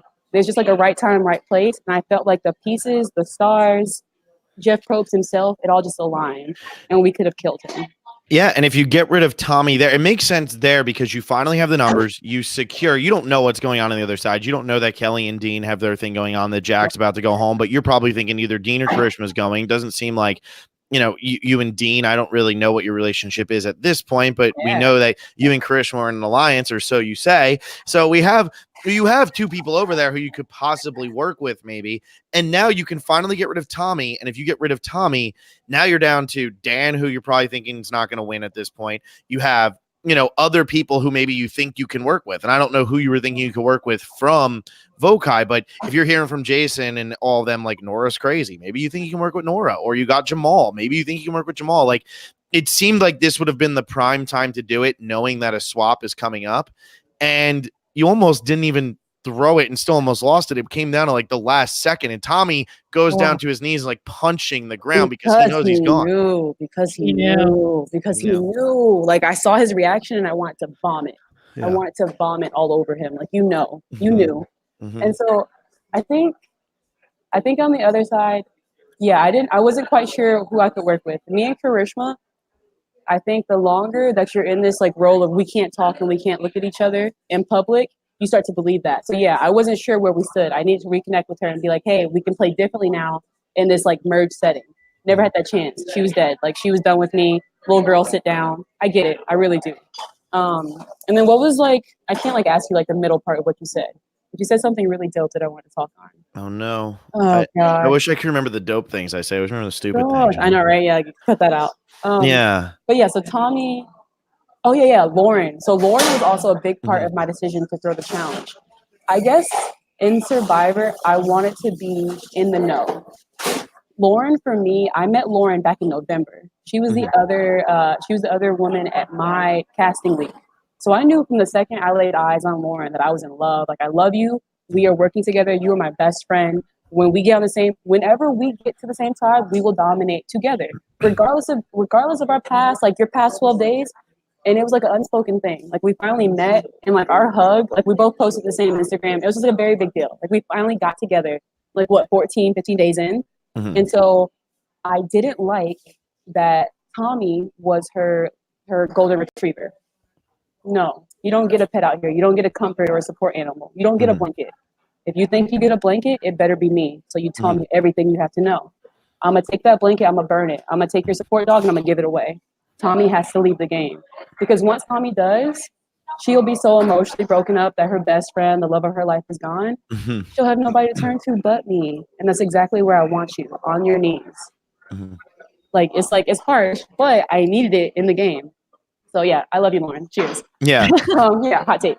So I needed her to be taken down a notch. Like she was very social on Bokai, but her game, I just needed her as a number. And if you can't be my number because you're somebody else's, Chelsea, you had to go. Cheers. Tommy, you definitely got to go. Cheers. Right?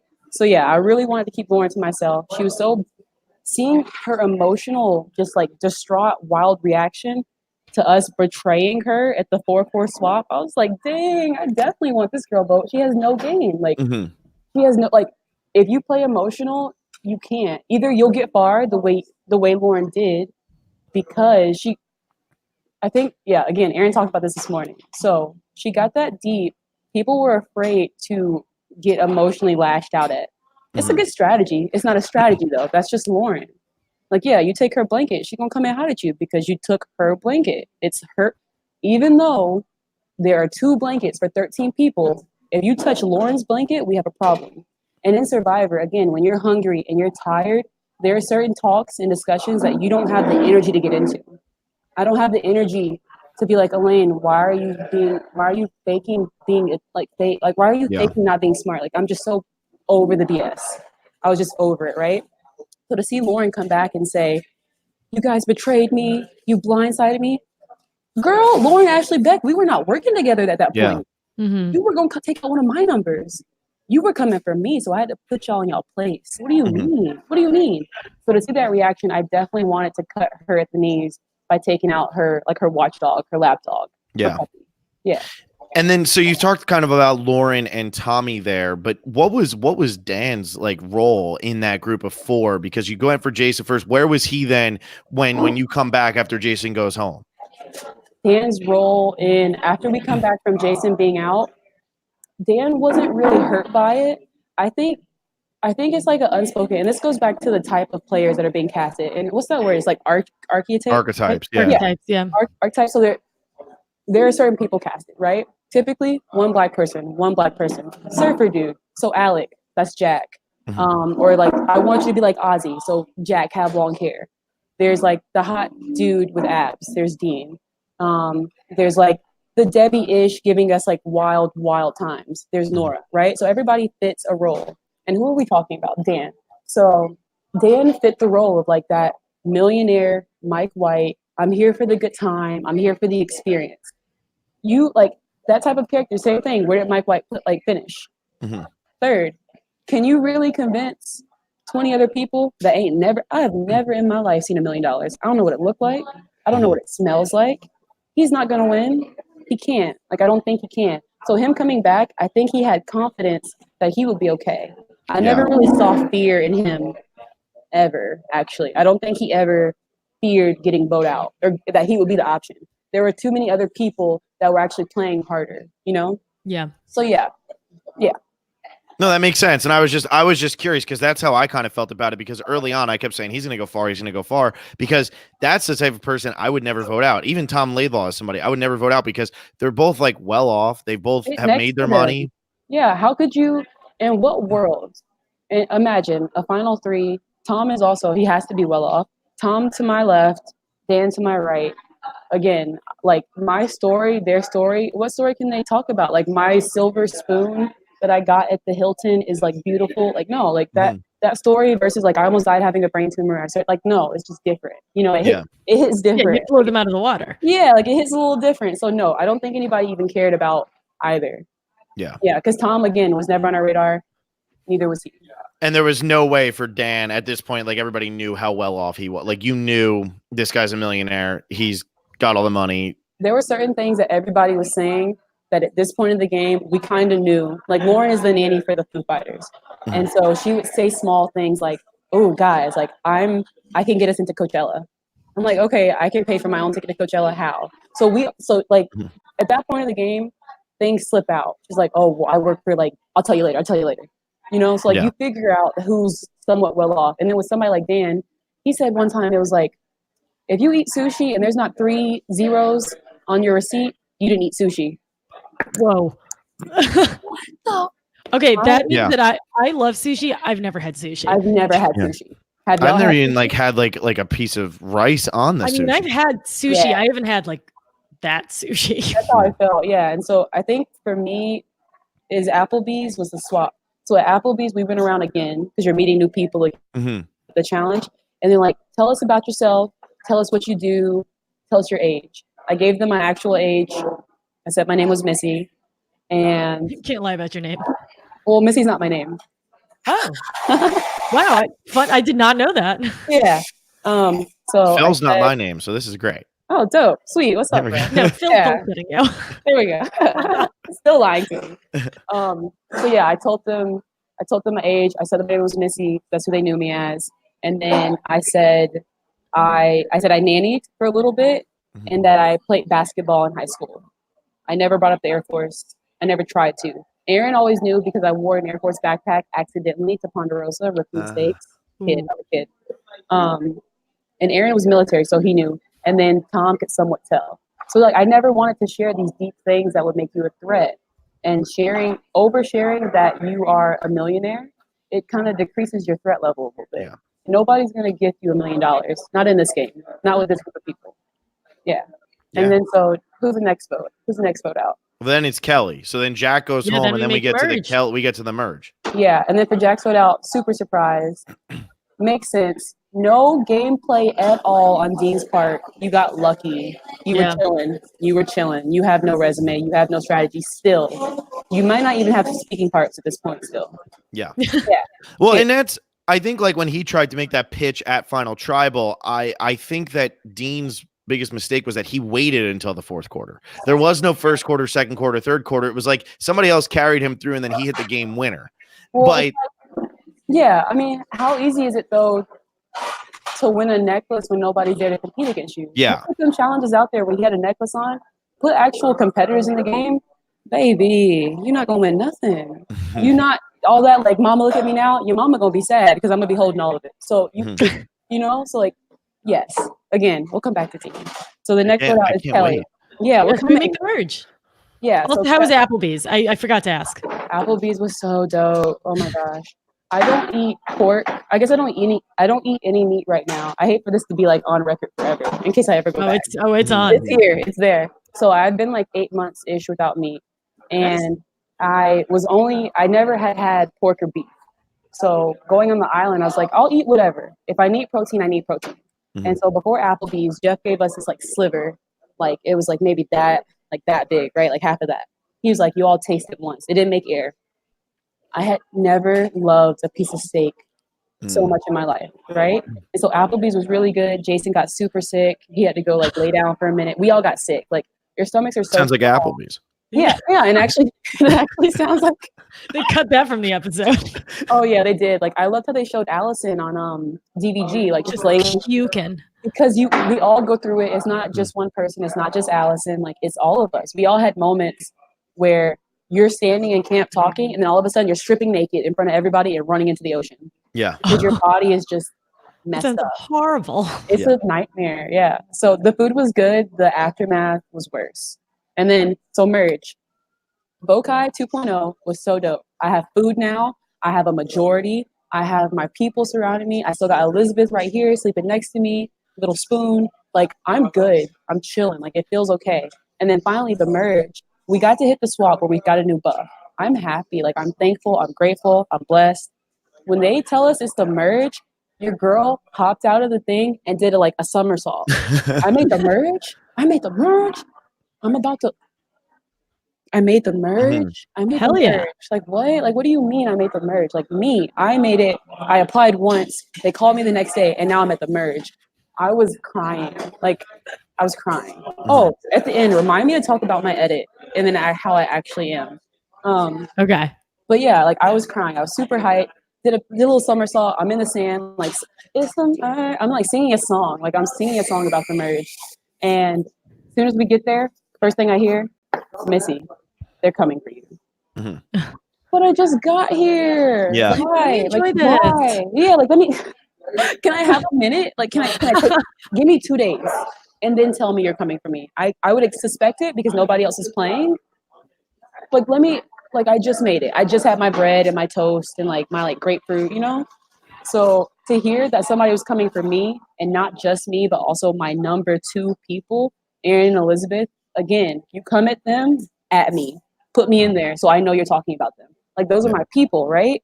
So to have somebody come at me so quickly, and then also to throw out the other names, I was threatened. I was hurting. Like, what do you mean? And yeah, so very, very threatened.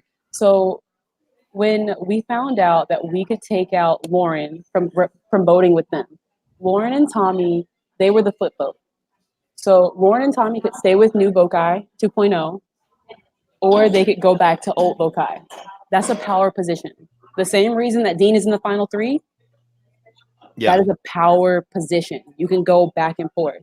Tommy and Lauren knew that, and they felt that. And on top of that, they still had each other because my hit did not work. And so she still has her puppy, and he still feels happy because he has her, right? Yeah. So I knew that we can't trust them. Because if you look at Tommy and Lauren, and you look at Missy and Aaron, they are the doodle version of us. Like, any given day, like, come on, like, any given day, you put me and him against him and her in any type of challenge, and any type of strategic setting, and any type of social setting, we will whoop you. And they have to know that. And this is where you have to become painstakingly aware of how you are perceived by the players. I can't change how I look. I'm 5'11". I am towering over every other woman. I've already had a necklace, or I'm going to get a necklace very soon. I'm capable of earning necklaces. It's very apparent. I'm a threat. And on top of that, because I came in hot at Tribal, a lot more people are aware of my game than I need them to be at this point in time. Right? So they're aware of the threats. Good for them. They picked them correctly. Like, we are the threats. I get it. So knowing that, and knowing that Lauren and Tommy are the middle vote to go back to old Bokai or to stay with us, Elizabeth literally came to me crying. I love you so much, Elizabeth. She came to me crying. She's like, I'm going home. I was like, you're not going home. She literally, Tommy and I was like, we're all searching for idols. Me, Aaron, and Elizabeth had a huddle. We went into the woods. Elizabeth got caught. Like, Tommy and Lauren caught her climbing up the side of the mountain. Like, caught her. And then she walked down the mountain slowly, and then slowly walked into the ocean and swam away. Like, oh my God. Like it was like literally a movie. Like, they caught her. She hadn't made it to the top. She was like mid of the mountain. There's a cave up there. It's like, search that cave. I searched it yesterday, but search that cave. She made it halfway. Lauren and Tommy are just walking back from the well, and they go, and she just walks down, doesn't look at them, walks past them, and goes for a swim. Oh That's the funniest thing ever. That's unreal. Doesn't come back. And when she does, she's like, Missy, I went and cried in the ocean, and now we need to talk because we're going home. And so we were just very aware of our position and how like, we didn't have a shot. We had no chance at all. So vote outcomes, where are we at? No, and then Aaron's perception. Where was Aaron? I wanted Aaron, if somebody had to go with us, I need my shield to take my place. Mm-hmm. This is where I wouldn't have been happy about it, but it definitely could have been Aaron. Like, I would have been okay with letting him go, because at this point, it's going to be one of us 3 for the first vote out. It has to be. It makes sense logically, strategically. Like, it just makes sense. And that is why you see him in that first challenge. That man was not coming down off those blocks. Yeah. You couldn't have paid him. You could not have given him $1 million in that moment to come down off those blocks. You know, like, that's a competitor. And he also knew our names were out there. And it was a really dope moment. Let me hype it. There's one point in that challenge. He looked to his right. Elizabeth was still in. He looked to his left. I was still in. That's my family. I love y'all. Yeah. Yeah. So he wins that necklace. And I'm kind of just like, I'm hyped, but I'm sad. Like, I'm really sad because of the 2 of us. Aaron's gone. Of me and Elizabeth, everybody knows that Elizabeth is just cute and giggly. So they're going to come up for me. And a lot of people were already telling me that I was the threat to win. And they hadn't even heard my story yet. Y'all don't even know I had a brain tumor. Y'all don't even know the stuff I'm about to hit y'all at the final 3. So if you already think I'm going to win, you're right. I am. Like, you're right. I'm sorry. Like, cheers. Love it. So yeah. We had to. Okay, and then what was the other end of the question? I don't remember. We were just going with the merge story. Yeah. Okay, so at this point, Aaron's safe. You said, like, everyone's in love with Elizabeth, and so you're like, it's me. Like, I know it's gonna be me. Tommy comes to me and he's like, hey, the conversation that you had with Kelly, it was just to get sympathy votes on the jury. I was like, she's pandering to me, so it really is me. It's me. Mm-hmm. Are you sure? Are you sure it's me? I don't think she's coming for me. Like, we just had a really good talk. Like, we just had a life-changing soul talk. There's no way Kelly Kim is coming for me. And then you watch the episode back, and Kelly's like, Missy's a threat to win the game. They zoom in on my face. Just in case you forgot who Missy is. And it was like, and I'm like, oh, Kelly was coming for me. Great. Like, they were. And so that's when you see Lauren pull me into the woods. And this is why, to the fans, your relationships you build in casting are serious. That conversation in the woods of me freaking out and Lauren being like dead ass. Mm-hmm. Dead ass. And I say back, dead. That's November. Like, that is a conversation in the making. Like, that woman saved my life because we fell in love in November, right? So when she told me that, Tommy, I don't care what Tommy says. He could be lying. He wasn't, because Tommy, I'm sorry. We'll come back to Tommy. So Lauren pulled me into the woods and basically repeated what Tommy was saying. And she said it on a deeper level. She's like, I'm not going to lie to you about this. I'm dead ass. She's coming for you. We need to take her out. Mm-hmm. You come for me. You come for Missy Byrd. You go home. Mm-hmm. Point blank, period. You come for me. You go home. That's it. So getting rid of Kelly, for us, it was a big move. Like, she wanted me out. And not just me. She wanted my team out. This is a team that can go to the end. You want us out? Yeah, we're going to take you out. After Kelly, when we got back to camp, Bokai was not happy. Old Bokai. Bokai 2.0 is like somewhat strong because Lauren and Tommy decided to vote with us. So that's really great. And they dictated the vote. Like, they saved us. Like, they saved me. So in that moment, I thank you. I was a threat. You didn't have to save me, and I appreciate it. The next vote out was Jamal. Yeah. Okay. Oh, yeah. Camp that night. Camp was somber, like very, very just quiet. We didn't really talk. Usually we come back and people come in hot. Janet came in hot. Aaron came in hot. But like, that's just like personalities, right? Mm-hmm. The next vote out was Jamal. Unfortunately, Jamal's vote out was just very much like Chelsea's. It was just like, it's going to be Jamal today. And everybody just said, okay. Aaron had us around the campfire. Jamal had just given this very awfully worded, like, to speak so well, Jamal. Hot take on Jamal. Hot takes on everybody. Here we go. To speak so well, to be such an articulate man. That story you told us on the beach, why? Bro, come on. You speak so well. Say anything else. Nobody believed it. The paranoia of the game is what made it believable eventually, because with paranoia, anything's believable, right? And you're talking about the Dean thing, right? The Dean, the scripted, okay. I wrote it out, but I'm going to give you a legacy because it's an olive branch. Yeah. That was a joke. It was very poorly executed, I think, in my mind. Missy's hot take. Take it or leave it. Cheers. So, yeah, cheers.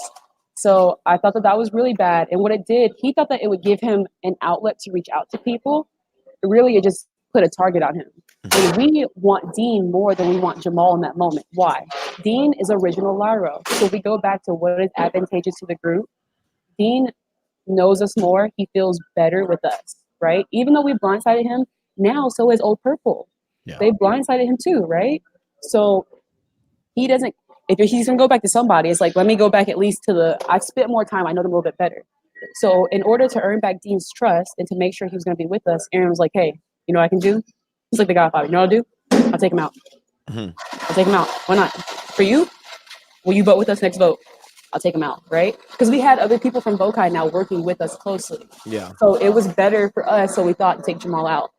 Jamal was going to vote me out the vote before that. Jamal came to me on the beach and was like, Missy, I really feel like I like you, and he told me after the vote, which made it super sketchy. Yeah, here's all Jamal's more hot takes. Here's like Jamal's like faults, in my opinion, which like take it or leave it, right? So he came after the vote. He was like, Missy, I was gonna write your name down, but then I didn't. I just thought to myself, and I told him in a confessional that I just couldn't do it to you. One, I don't care if you thought after, before, during. You say my name, you still got to go home. Don't say my name. Don't contemplate my name, Jamal. Don't contemplate MISSY. Mm-hmm. Why? And then also don't tell me about it. That makes so much, that stirs up paranoia. You just sifting through paranoia right now, sifting through it. Mm-hmm. I don't need to hear that. Let's go to bed. Let's take a nap. Let's come cuddle. Let's no, stop. What are you doing?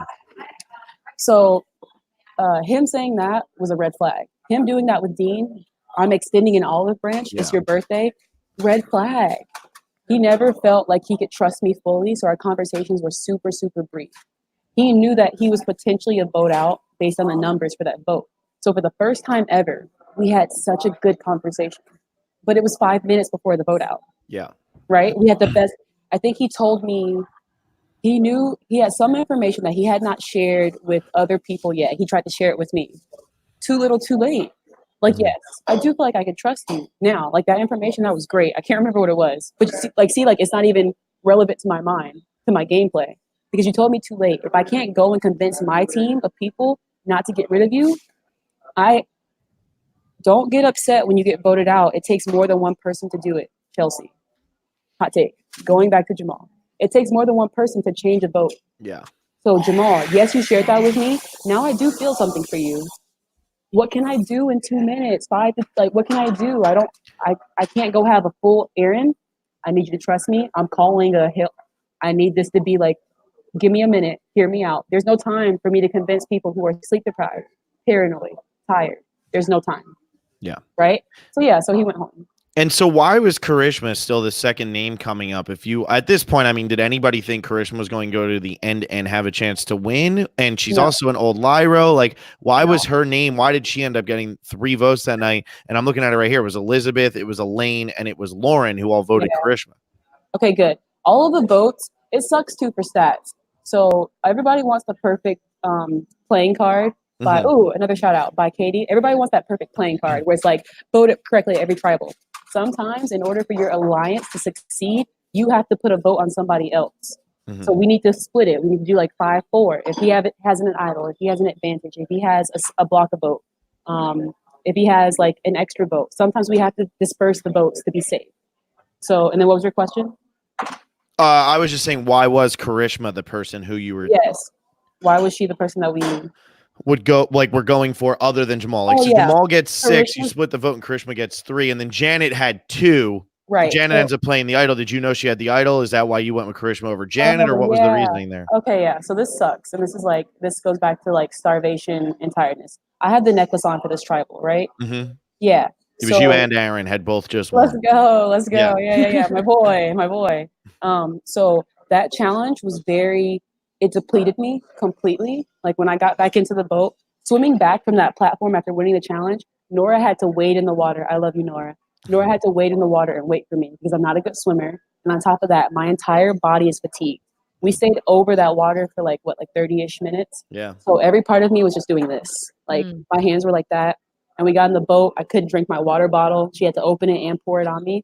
So when we got to tribal, the plan was, and I should text Aaron, the plan was to do like the split vote between Karishma, Janet, and Jamal. Our target was always Jamal because it was the easiest way to do it, but the votes were split just to be safe. If there was an idol, if there were 2 idols, it's called Island of the Idols. Basically, every player had 8 idols this season, so like it's potentially possible. And Karishma at that point, unfortunately, had just become an easy name. I'm pretty sure Karishma got a vote at every tribal she went to. It just became simple in people's minds, like Tom, Karishma. Like that was just people's mindset at that point in time. So Karishma was not supposed to get more votes than Janet. Me, and I'll definitely own it, I was so tired when I walked up there. A part of our plan was to put X on Janet, X on Karishma. I wrote down the wrong name. Oh, wow. I didn't even realize that I wrote down the wrong name until I got back into camp. And I'm talking everything over with my alliance. And I'm like, that was me. Do I lie to them and make it seem like no? So then I just went to Karishma and I was like, did I write Karishma or Janet? Let me think about it. Yeah. Which one did I write? You wrote down Janet. Okay, dope. So I went to Karishma and I was like, I can use this in strategy. And this is dope too, guys. Even when you make a mistake, you can still be strategically dope. I went to Karishma and I was like, Karishma, I promise you'll watch this footage back. I never, ever voted for you. Nice. You did say that. That was in there. Yeah, I think they even aired that. Right, because I was like, Karishma, and that's probably why they aired it, because I definitely messed up, and it just played to my advantage. Like, Karishma, I never voted for you, ever. It's true, technically. So, yeah, even if you mess up, you can still, like, backtrack and still, like, try to run the game. So, yeah, that's why the votes were, like, messed up. Karishma and Janet were irrelevant. Janet's idol was interesting. If Janet and Jamal would have played an idol, then yeah, Karishma, dang, we didn't really need for you to go home, but you're gone, girl. Yeah. And that's probably why, though. She was always the third option because on Island of the Idols, if potential 2 advantages are played, very, very, it is possible.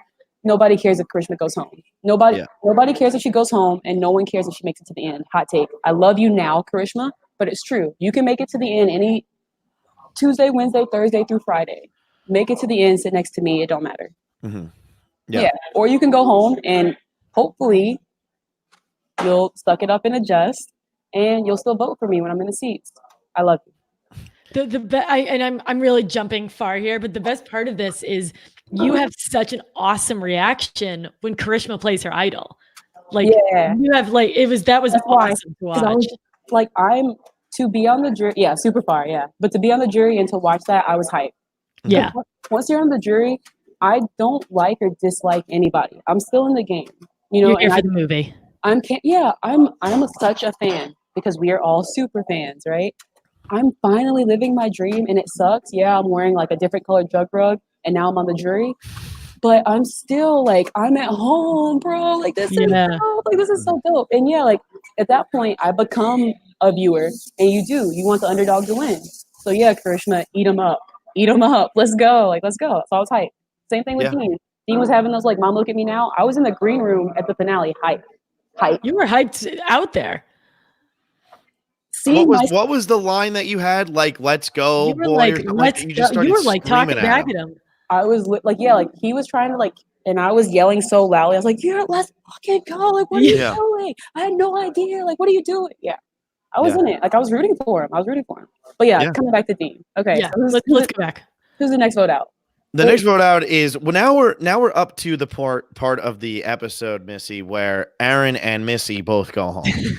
Dang, am I next? Wow. Yeah. Well, Aaron's next. Aaron's technically next. Ding, ding, ding, ding, ding. Hey, bro, are you listening? So you got voted out before I did. Sit down.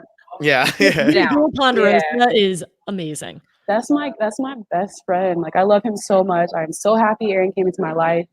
Like, I just love him. I love his Kellen. Hey, Kellen. I love them. I love his whole family. I love his wife. I love his son. Love him. So the day of our vote out, and that's one of the questions too. We'll come back to those. The day of our vote out, split vote. When I saw the split vote, I saw who I was with. I had my girls. It's original Lyro and the statistical winner of the season. Mm-hmm. Hopefully everybody's just smart enough and also reads enough stats about Survivor. We can be on the same page. I was like, dang, I don't have to convince these fools. Like, yeah, he's somewhat of a GOAT, so maybe y'all want to keep him around. But statistically, he's the winner, right? Like, statistically, I'm the first boot, and statistically, he's the winner. Seems quite easy. So I'm not really shocked by my rocks, my orange tribe. I look over at Aaron's. The discussions that we had as a big group without certain people, it was going to be Janet, Nora, and Jamal. Those were our next hits, pretty sure. Janet, Nora, and Jamal. We got Jamal out. It was easy.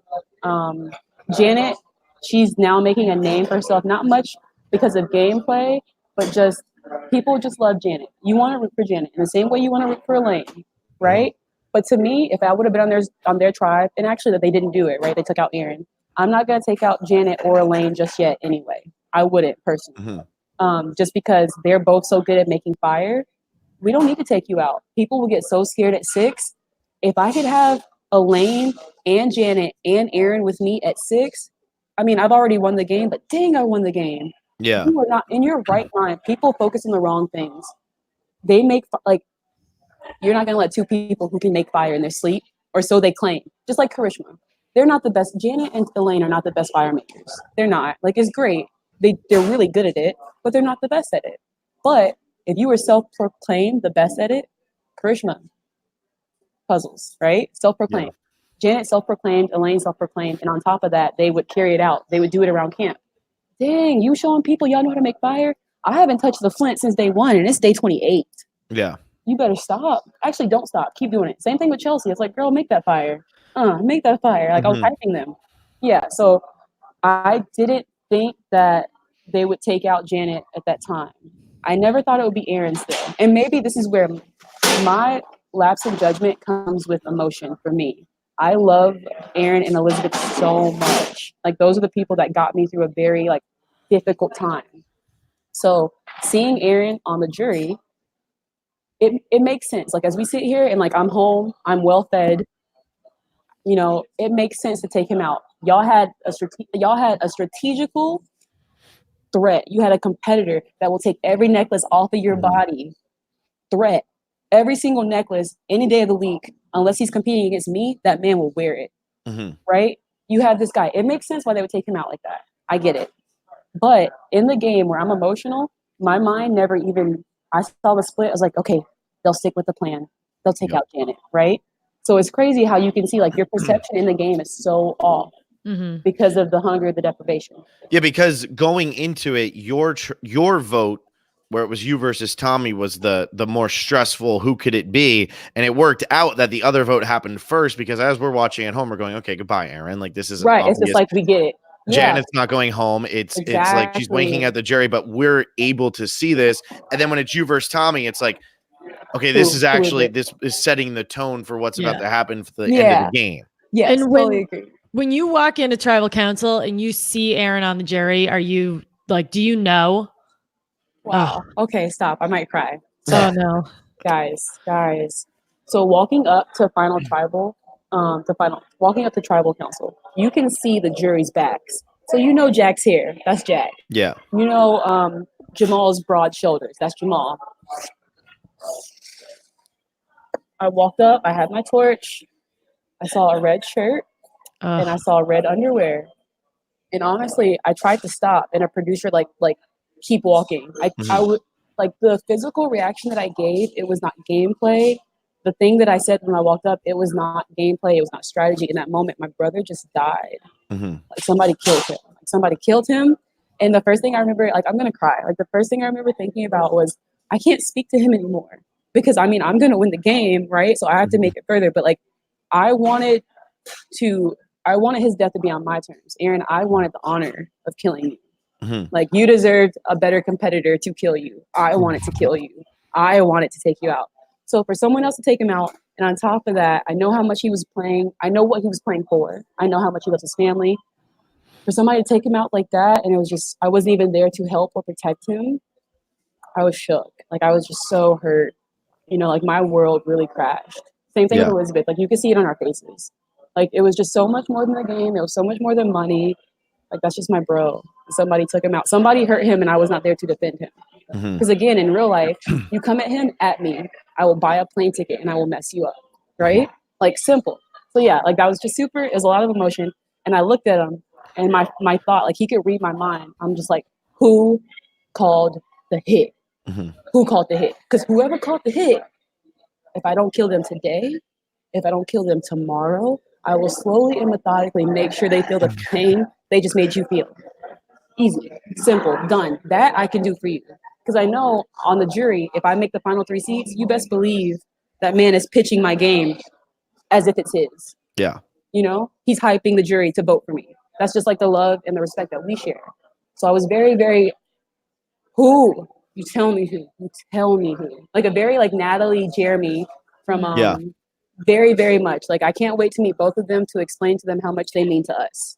Yeah. Right? Like for Jeremy to do that at Final Tribal, for her, like, go ahead. Y'all need to go. Like she clowned y'all. She ran the game. Like that's my guy. Like that's my guy, Aaron. So yeah. I assumed that it was Tommy in connection to Lauren. So Lauren, right? And so in that way, I already wanted Tommy gone because again, like I feel like people are gonna start saying it back. Statistically, he is the winner, right? So, and on top of that, you were a part of some type of like devious plan to vote out my guy. You can go home tonight. You were already going home. You can go. And so back at camp before tribal, I pulled Karishma to the side, and so this is like for the fans who are just like, Missy, you're a bully. Missy, whatever, all the hate. I love it. Keep sending it. It's super dope. But what you should understand is in the game, you can have 30 seconds to have an alone conversation with this person. And I had a very small amount of time to talk to her. Coming back, Tommy was like, it's Karishma. Elizabeth, it's Karishma. Elaine, it's Karishma. And I'm thinking, it shouldn't be Karishma. Why would I make it Karishma? She is not a threat to win. She's not a statistical threat or an actual threat to win. You ain't got nothing. You can stay. Elizabeth, you can stay. You can stay. Like, y'all can stay. Like, go take a nap. You're good. So when we got back to camp, I was like, okay, we don't have much time. Let me tell you my plan. I had been building a fake idol from day one, and it looked pretty good at that point. I'm like, I put a fake idol in Shelter 2.0. It's beneath my bag. I probably sounded batshit crazy. It's beneath my bag. Pick it up. If you take it and you use it, then you'll scare Tommy. Mm-hmm. If the group perceives that you have an idol, no one's placing votes on you. It's too small of an idol with 5. No one's gonna risk the potential of them going home because they still wanted to put votes on you. So idol, fake or real, you're safe. Karishma, you're safe. And on top of that, this fool had an idol in her pocket anyway. So I get it. So in her mind, she's like, I already have an idol. I'm safe if I want to, like, give her the sass. Like, I'm safe if I want to be safe anyway. I understand that. I didn't know you had an idol. I just wanted to save you. I'm sorry. Like, I just wanted us to be together. I love you. I don't know. So I was trying to tell her, okay, we do this. Me and you can finally work together. We can finally share a move. It's your resume. You play the idol. Nobody has to ever know that I gave you this fake idol, that I created the plan. Take the move. I have enough. You have some. I have some. Everybody's happy. I still beat you in the end. I don't care. Karishma saw it as, you 20-year-old child, I finally get to put not just you, but the entire cast and maybe CBS and Survivor in their place. In this moment, she felt powerful. In that moment, she felt righteous. And Kay, like, hot take, you deserve it. Great. So she felt very, very strong. And in that moment, she wanted to do what she wanted to do, not what I thought was the best move. And that's the fault on me. It came in, and watching it back on TV, I'm like, dang, like, it really does look like I'm talking, like, down to her. No, I'm hyped. I had just had a peanut butter and jelly sandwich from the challenge. I don't know if it was shown or not. And I was like, I think so. No, well, I just had some sugar for the first time in 28 days. I was like, I don't eat sugar. I don't drink coffee. Like, you give me a little bit, you already can't really understand what I'm saying when I'm excited because I'll start speaking fast. I was going 100 miles per hour, and I felt like I needed to convince her of this off-the-wall move that I had a dream about. And so she was like, no, I'm going to put you in your place. So Karishma, I lost her. And losing Karishma, that was it. Tommy's going to go where he feels safe. Tommy felt comfortable with me. Tommy didn't know that tea time with missing Tommy was always a lie. Like, I would take him to the well every day. We would go boil some water and make tea, and I would lie through my teeth. I love you. I'll do blah, blah. Like, you're a good player. I would say whatever I needed to say because I needed him to feel comfortable. And he did. He never suspected me ever until Karishma went back into camp and just said, Missy's coming for you now, blah, blah. Like, she let them all know. I'm like, Karishma, they wanted to vote you out 3 seconds ago. Like, what's wrong with you? They literally, you were going home. So had I not done anything, had I not cared about her being deeper in the game, potentially at Final Tribal with me, I'm in the game and they just vote her out. Had I not cared. And so that sucked. So then we die.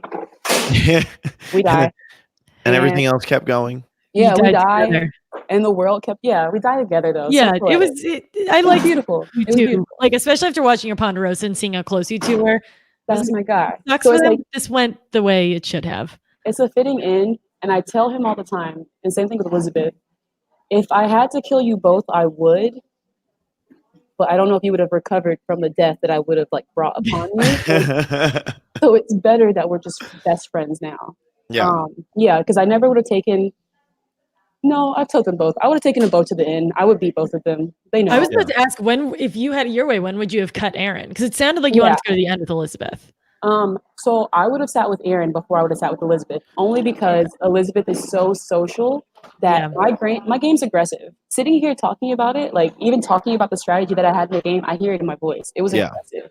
Like, I'm coming at y'all's lives. Because I'm not hiding it. At me, don't at me. My name's right there, the Missy Byrd. I was coming at your throats. Because it's a game for $1 million and it could change my family's life. Yeah. Like, I was coming at your throat hard. Like, I wanted it, right? So with Elizabeth, Aaron's story, he has a very good story, but his gameplay and his strategy is lesser to mine. And I knew that, and he knows it too. Heard him say it on the podcast this morning. Thank you for being honest, bro. I love you. Hot take. So with Elizabeth, the only thing that I worried about with her was she's the nicer, bubblier, cuter version of me. Everybody loves Elizabeth. You see the exit interviews. Elizabeth, gorgeous, funny, laughable. Yeah. Missy, backstabber. Yeah. Evil, devious. I'm like, bro, no, I was just schooling y'all, just clowning you. It's okay. I get it. So, in thinking about taking her to the end, I was telling the camera, and this is also where I'm very upset with production. As a fan, as a player, I didn't realize we don't see the end of 38, but 38 is already done, right? The moves of 38 are already in Survivor history. Yeah? Yeah. But we don't know what happened. What's the last part of 38 you saw? Last thing that I saw was Chris going home. The first time. Wow. The first time. Right? That must be shocking to come home to. To come home and be like, what? Yeah. Yeah. Come back. Yeah. So the last thing I saw was Chris went out. And so I'm on the island.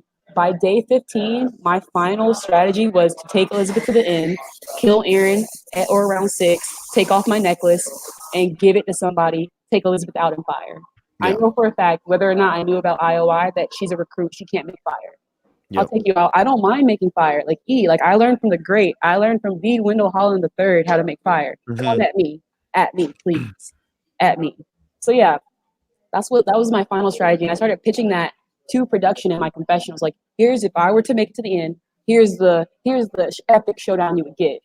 Like, it has to be advantageous to production because, again, yes, it's a game, but it's also for ratings. It has to look good. Ratings-wise, no, they don't want 2 back-to-back. That's such a bad, like, yeah. 38, the winner won by taking off his necklace. And 39, the winner won, like, no, we're going to stop watching the show. And so it was, when I saw him do that in the finale episode, my friend can tell you, like, I think I threw stuff at the TV. I was just like I was just so shocked, like how that, but it makes sense. It's a move that already happened. It can't be my move. But yeah, I would have definitely taken her closer because I knew that she was a guaranteed, she would take me. So then, Aaron, no. Aaron like has a mind of his own. He speaks for himself. He would not take me. And so I knew I had to get rid of him. And he wanted the honor of killing me. I definitely wanted the honor of killing him. Yeah. So yeah. Okay, so Alexa, you look like, do you have something to bounce I know, off I'm just saying, but you both got to like hang out on Ponderosa together. So like you didn't get to kill each other, but I don't know, you get to watch other people kill each other together. Yeah, no, I mean, being able to sit with him, well, he didn't talk to me on the jury because I was just so extra on the jury. I was still in the game for about, I would say all of Ponderosa, every jury episode, I was still running numbers. I was still just like, yeah. So I was not me, myself. I was not present.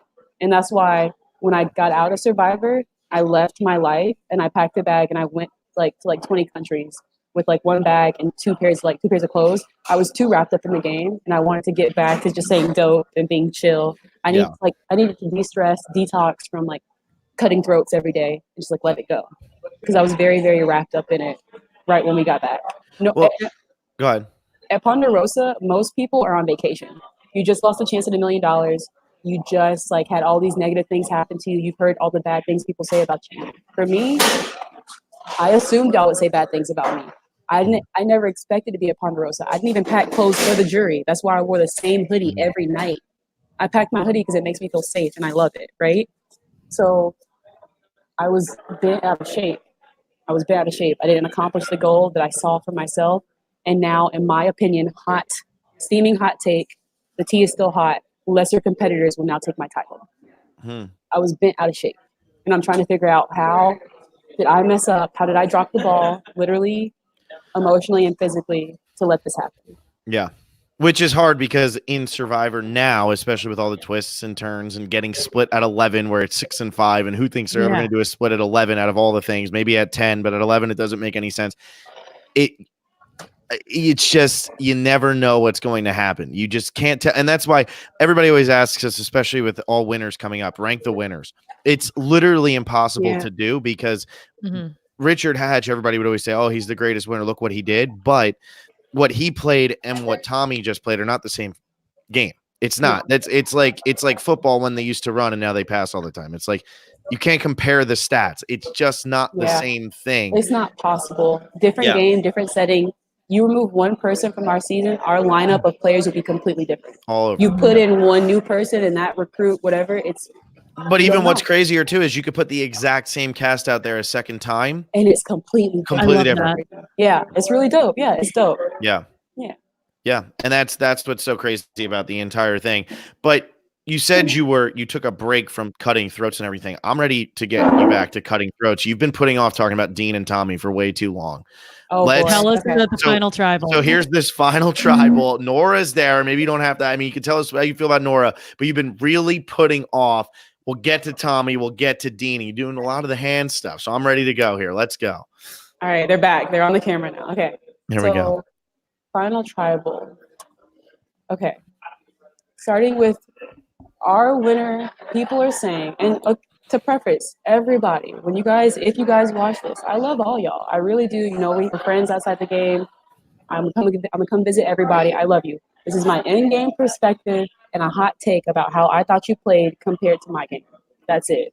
Don't be upset. But if you do, again, at me. I don't care. Mm-hmm. So, Tommy, he is our social winner of the season. He is our statistical winner of the season. So that was upsetting because I've tried several times to get our first and second place winners out of the game for statistical reasons, and I was unable to. We are all social.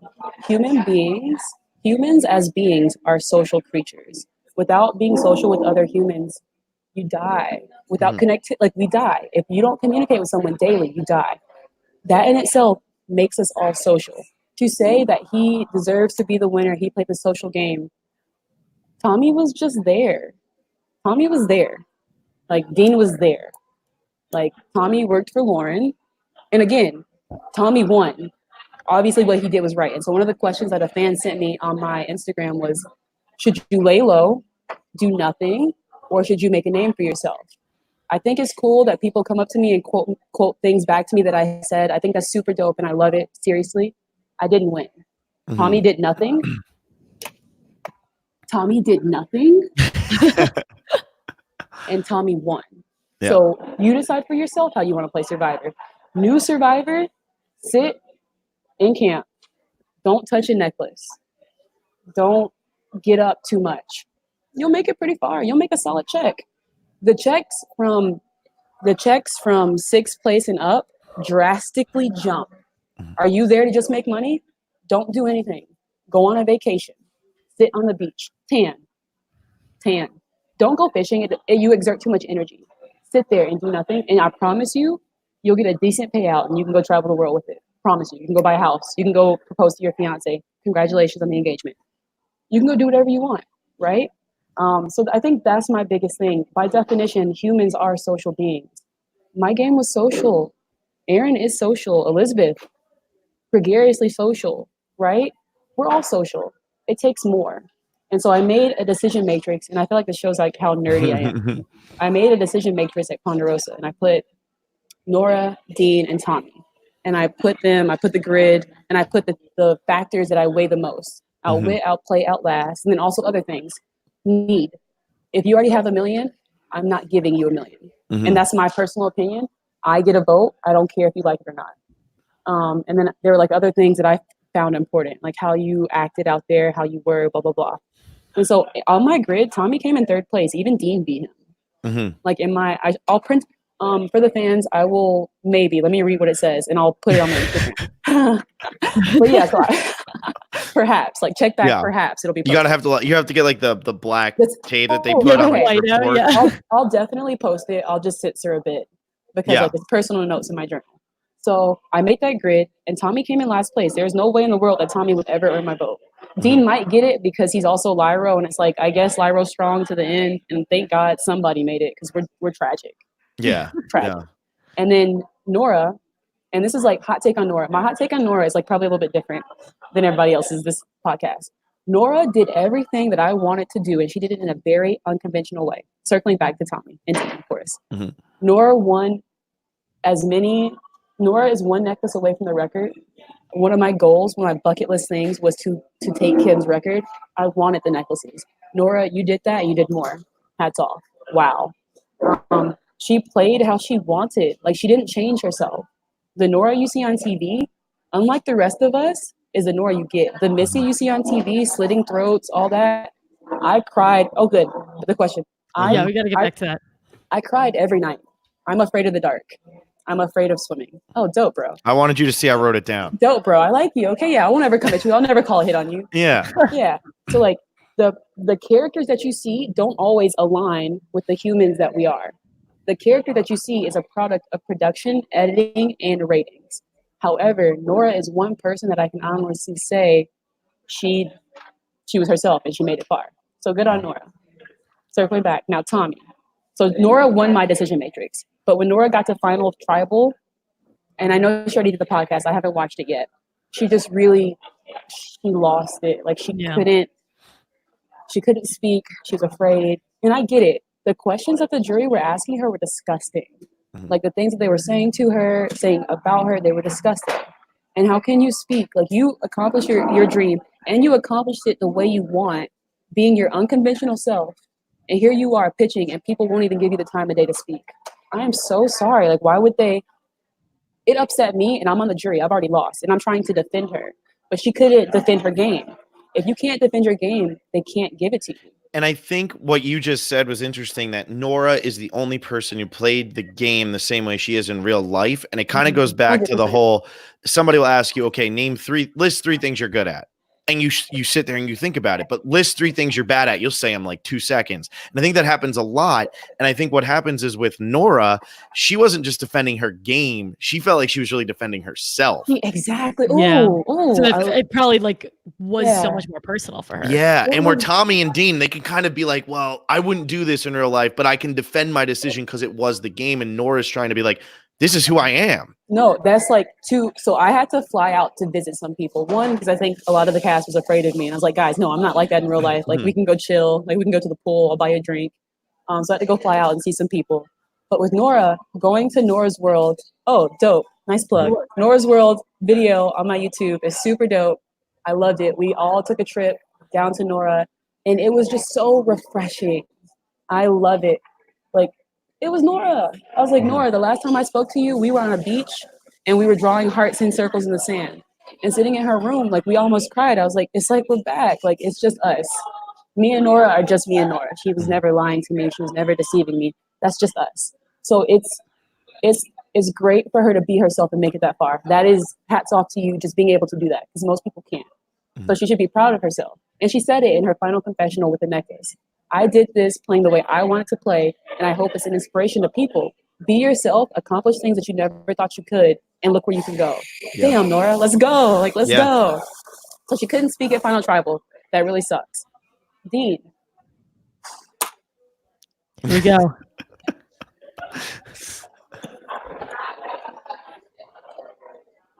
Dean, your final episode was dope. As a fan, I understand why you have more followers than all of us combined. I also get because you look how you look. As a player, your parents, your cousins, your brothers who came at me at finale, we all know you don't deserve to be where you were, bro. Come on. To wear the necklace on day 39 and there's no competitors in the game, like, he didn't even wear it on day 39, but to wear the necklace that deep in the game and you're not playing against anybody, that is the equivalent for our basketball fans. What if LeBron wins the championship this year, but the team he played, he blew them out by 200 points? There's no competition, right? Yeah. That's how okay, I can't even speak on Dean. Hold on. Just a minute. It just upsets me. Like, if I win, I'm trying to kill the people that deserved it. Like, if there's anybody else that deserved it, I'm trying to take them out. I want to say that I played the best game and I earned my win. I earned my title. Bro, you just survived because nobody took the time to take you out. Like, that sucks. That sucks. Like, it sucks that Survivor goes that way. And I get it. It's also gameplay. Survive long enough and then you get to make those moves. You get that final episode. Yeah. I think my life is very... I thought you were saying something. No. I just heard the scream behind you, and I was just adjusting. Oh yeah. I'll tell Starbucks to be quiet. Yeah. No, there was that loud one, but no, I'm listening. You're all good. Go ahead. But I think my game models my life. I've had to work for everything that I've ever earned, ever, even $1, even my life. Like when I had a brain tumor, I had to work to figure out I had a brain tumor, and then I had to do the work to make sure it didn't kill me. Yeah. I work for the things that I earned.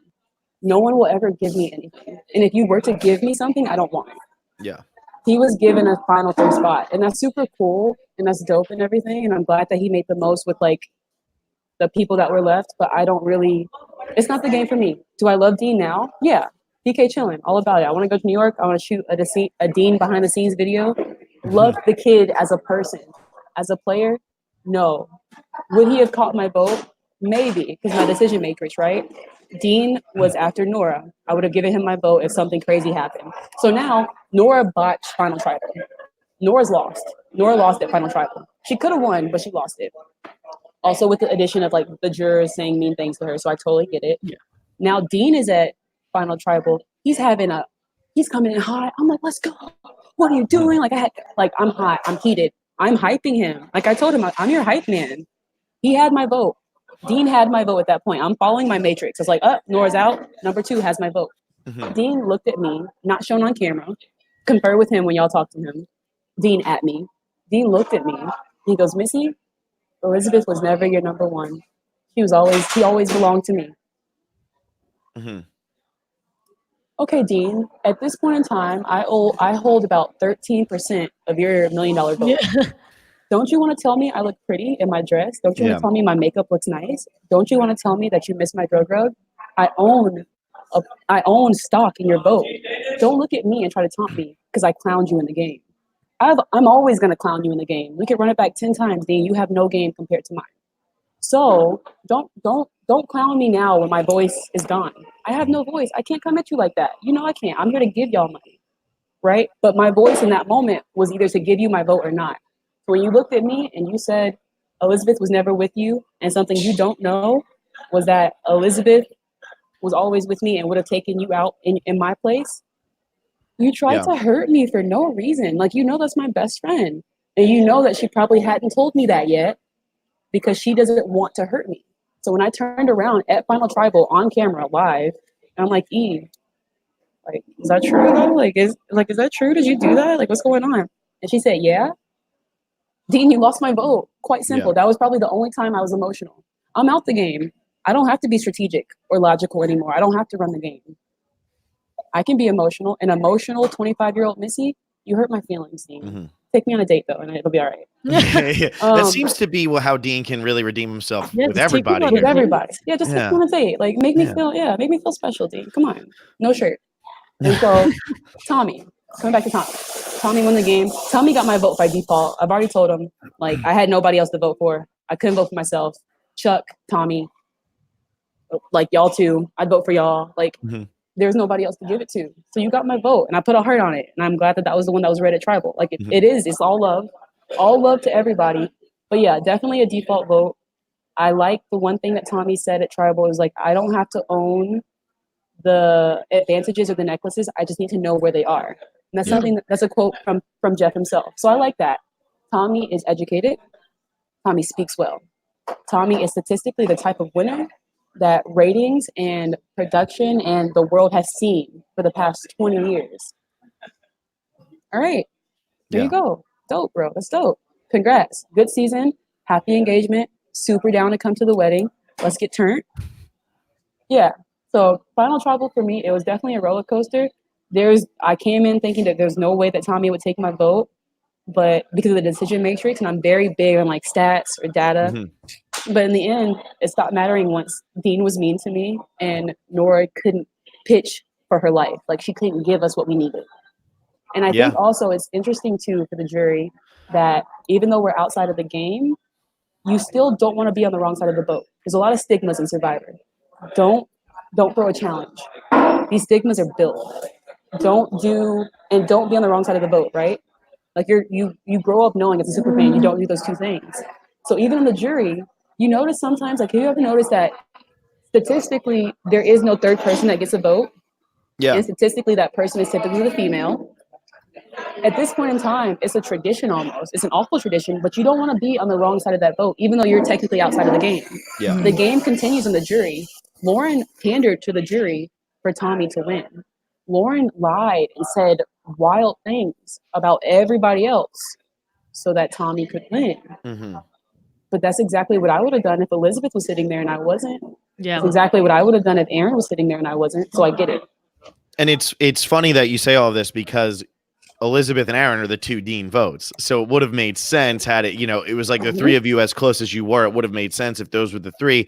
I am a little surprised though that Nora didn't get like 1 just because I always feel like there's like even like when Julie Rosenberg in 38 doesn't get any votes and it's Chris versus Gavin, I'm kind of like, why did Julie not get a vote here? Like there's got to be one person over there. But what you're saying now where it's like you just don't want to be on the wrong side of it. I think subconsciously, I'm not saying like consciously, I'm not saying consciously people did that, but subconsciously we have these worked in things that you don't do in the game of Survivor. And if you studied and you finally get this 1 in a million lifetime shot, those rules are ironclad in your mind. Don't be on the wrong side of the boat. Don't throw a challenge. Yeah. Right? So even if you're on the jury, you're still in a mindset. We are still in a really messed up psychological environment. So it makes sense. Did Nora deserve at least 1 vote based on her game, her philosophy, and herself as a person? Yeah. But is Survivor fair? No. Yeah. It's point blank. Is Survivor a fair, like fairy tale, rainbows, unicorns? No. Survivor is tragic. Yeah. It's a tragic game. It's a beautifully tragic game to play. Yeah. I think that's a great way to put it because everybody always says like, and I talked to Tommy a little bit and he's like, everybody like, why do they not like that it was like an expected winner? I forget the exact word that he said, or but it's like, why does it always have to be a surprising winner? Like, why does it have to be like, oh, we did not see that coming for it to be a good season and all of that? I think that's how people get it. It's like, we want this. Everybody has like their vision of what a perfect Survivor season would look like because we've seen them all so many times, but that's how you know that at the end of the day, this show is because like it's still a reality show because you're not going to get exactly what you want every time. There's going to be seasons where this could be a great season and everybody could think this is a great season, but not like Tommy. And that's still okay because it's Survivor at the end of the day. So that's my little defense. Okay, dope. And then what did your note say? Do you have anything that I didn't go through in your notes? I do not have anything. I just thought I did write down earlier when you said women's alliance because you're like, yeah, we had a women's alliance going on, and I love I gave Jamal a hard time because he was like the one who got he said women's alliance and everybody came at him for it. But it's funny because you brought it up here, and I think Nora might have even brought it up when she did her tell also. Everyone brings it up. Yeah. Really, the women's alliance has the potential of being great, but I think again, just like subconsciously, some things are ironclad in your mind. Subconsciously in the world, women tear down women and it sucks. Our women's alliance never took a chance. If one woman earns something, it almost hurts. We as women don't earn much anyway. We don't get as many things as men. So I think sometimes what happens is if another woman is getting what you may deserve, all women deserve it, then you're like, oh, like that's mine. Yeah. Like, yeah. So the women ate each other alive. Straight up. Okay. Yeah. And then real quick, a bunch of fans gave me questions. I'm gonna give like really quick 1-word answers. Do it. Relationships in the show, not shown. They didn't show me and Elizabeth a lot together, but that's my best friend. She's the person that I talk to 90% of the time in my entire life. Is it hard living with Nora? No. Go check out Nora's World on my YouTube because I love you. I love you, Nora. What was your intended boot order? No intended. You go home when I say you go home if I think you need to go home. If Karishma would have made it to the end, would she have your vote? Towards the end of the game, Karishma had survived so much that, a lot of the jury was just like, you know what? I throw it to her. She deserves it at this point. Like, she was poised. Yeah, you made it somehow. Like, nope. At that point, you took out the person that was trying to drag you. I was trying to drag you.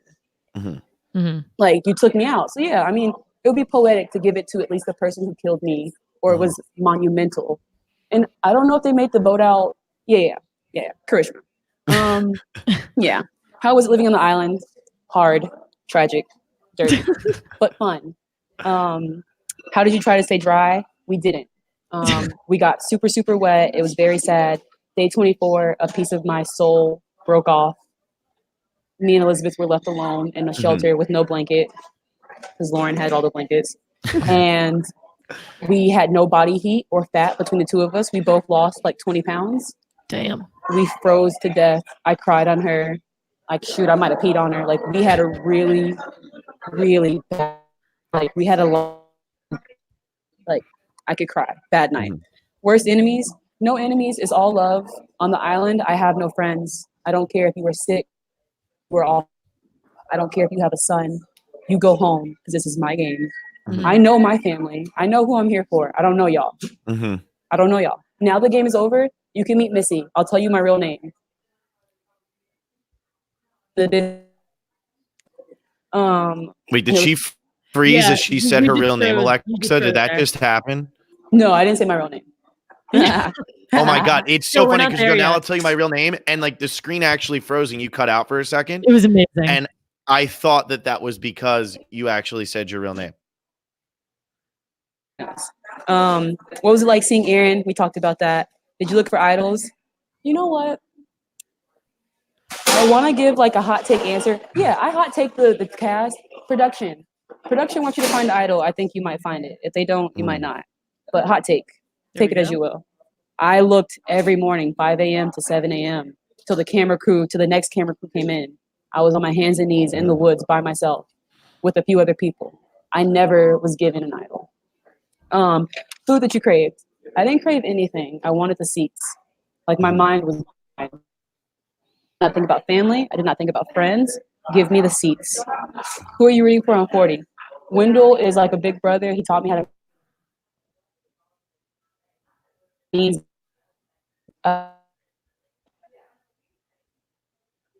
Like that's just like genuinely pure content that Jesus. Like that's just great. Like Nora is just great. And then funniest moment. I don't know. I'll answer it on my Instagram. Biggest strategic regret. Not being able to take a moment and realizing on my sugar rush that the way that I was coming at Karishma was not her love language. Mhm. Take a moment, breathe, don't eat that much sugar, and really think not what you need, but what did they need to do what you want? What did they need so that they do what you want? And I Right. forgot that for a quick moment, and then I died. Yeah. Do you think you play a game too aggressively? Well, you get casted, whoever asked me this, you play your game, and then let's talk about it. Yeah. I think Jeff says, play the game like you've played twice, or play like you've already played. Am I going to get a shot to play again? Probably not. Do I want to play again? I don't know. If they don't call me back, that was my one shot, and I did what I had to do to take Right. the seats. I don't regret it. Cheers. Cheers.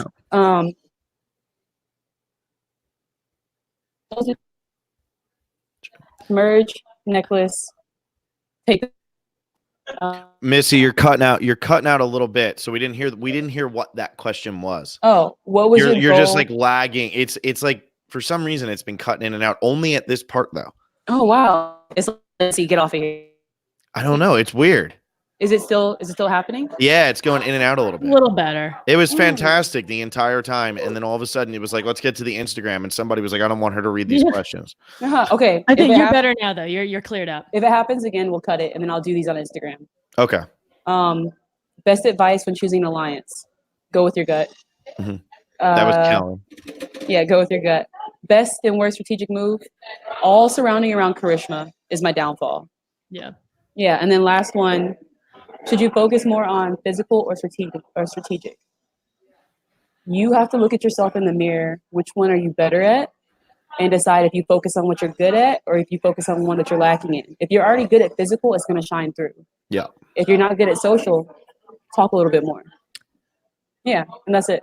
There you go. Yeah, that's it. I have three. Well, one is probably not super quick, but I have three quick questions.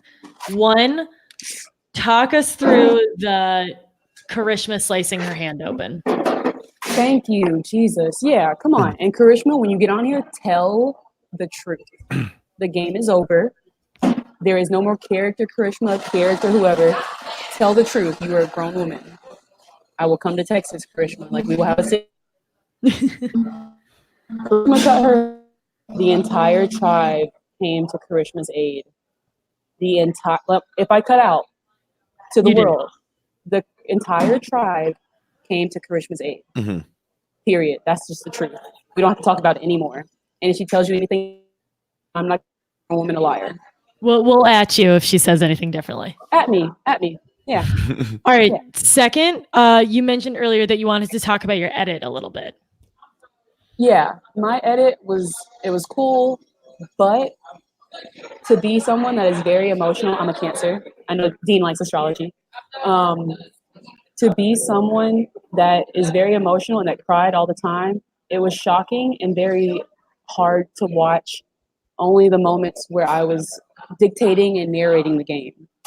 Like, they stripped down the human portion of me and made me this character for the sole purpose of distributing and for ratings. I'm more than my character. And also, don't judge me on my character, judge me on my human. So yeah, that's my edit. There you go. Okay. I feel that. Yeah. Last question. Something I ask everybody.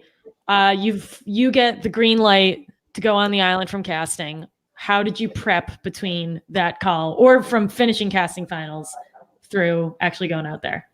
Rigorous training schedule, getting my body right. Swimming Monday, balancing Tuesday, swimming once. Okay, my friend looked at me. Okay, I like that. Like balancing on a wakeboard. I'll post this too. Like, it's like this nice board. And you surf on it. So it's like a little pin, and you like have to balance. So I did a lot of balancing, which is why I'm so upset I lost that challenge, because it was all about balancing on your feet. I'm like, I'm surf. Come on, like, what are you doing? So training, and then I sat down. I watched every single season. I took notes, and I already started plotting like different scenarios. If it's a 3 to 4 split, and there's a potential of a block of vote, what would it's like option 1, option 2, option 3, memorized. Yeah, I like that. That's good. That's like all encompassing. That's physical and strategic. I'm here for all of it. I'm not just one player. I'm not I schooled you in every single option in the book, bro. Like, I took you out in every single category, every single one. If you're an Olympian swimmer,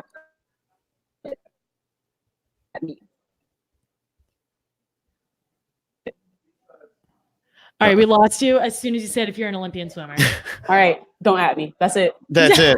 That's it. Don't at her. Don't at me. I swim faster. We made it to like 2 hours, and then for some reason the internet just started like being weird. So Missy, I think I think our best bet is probably to just be like, don't at me. Don't at me. That's it. Don't because we don't want to keep going.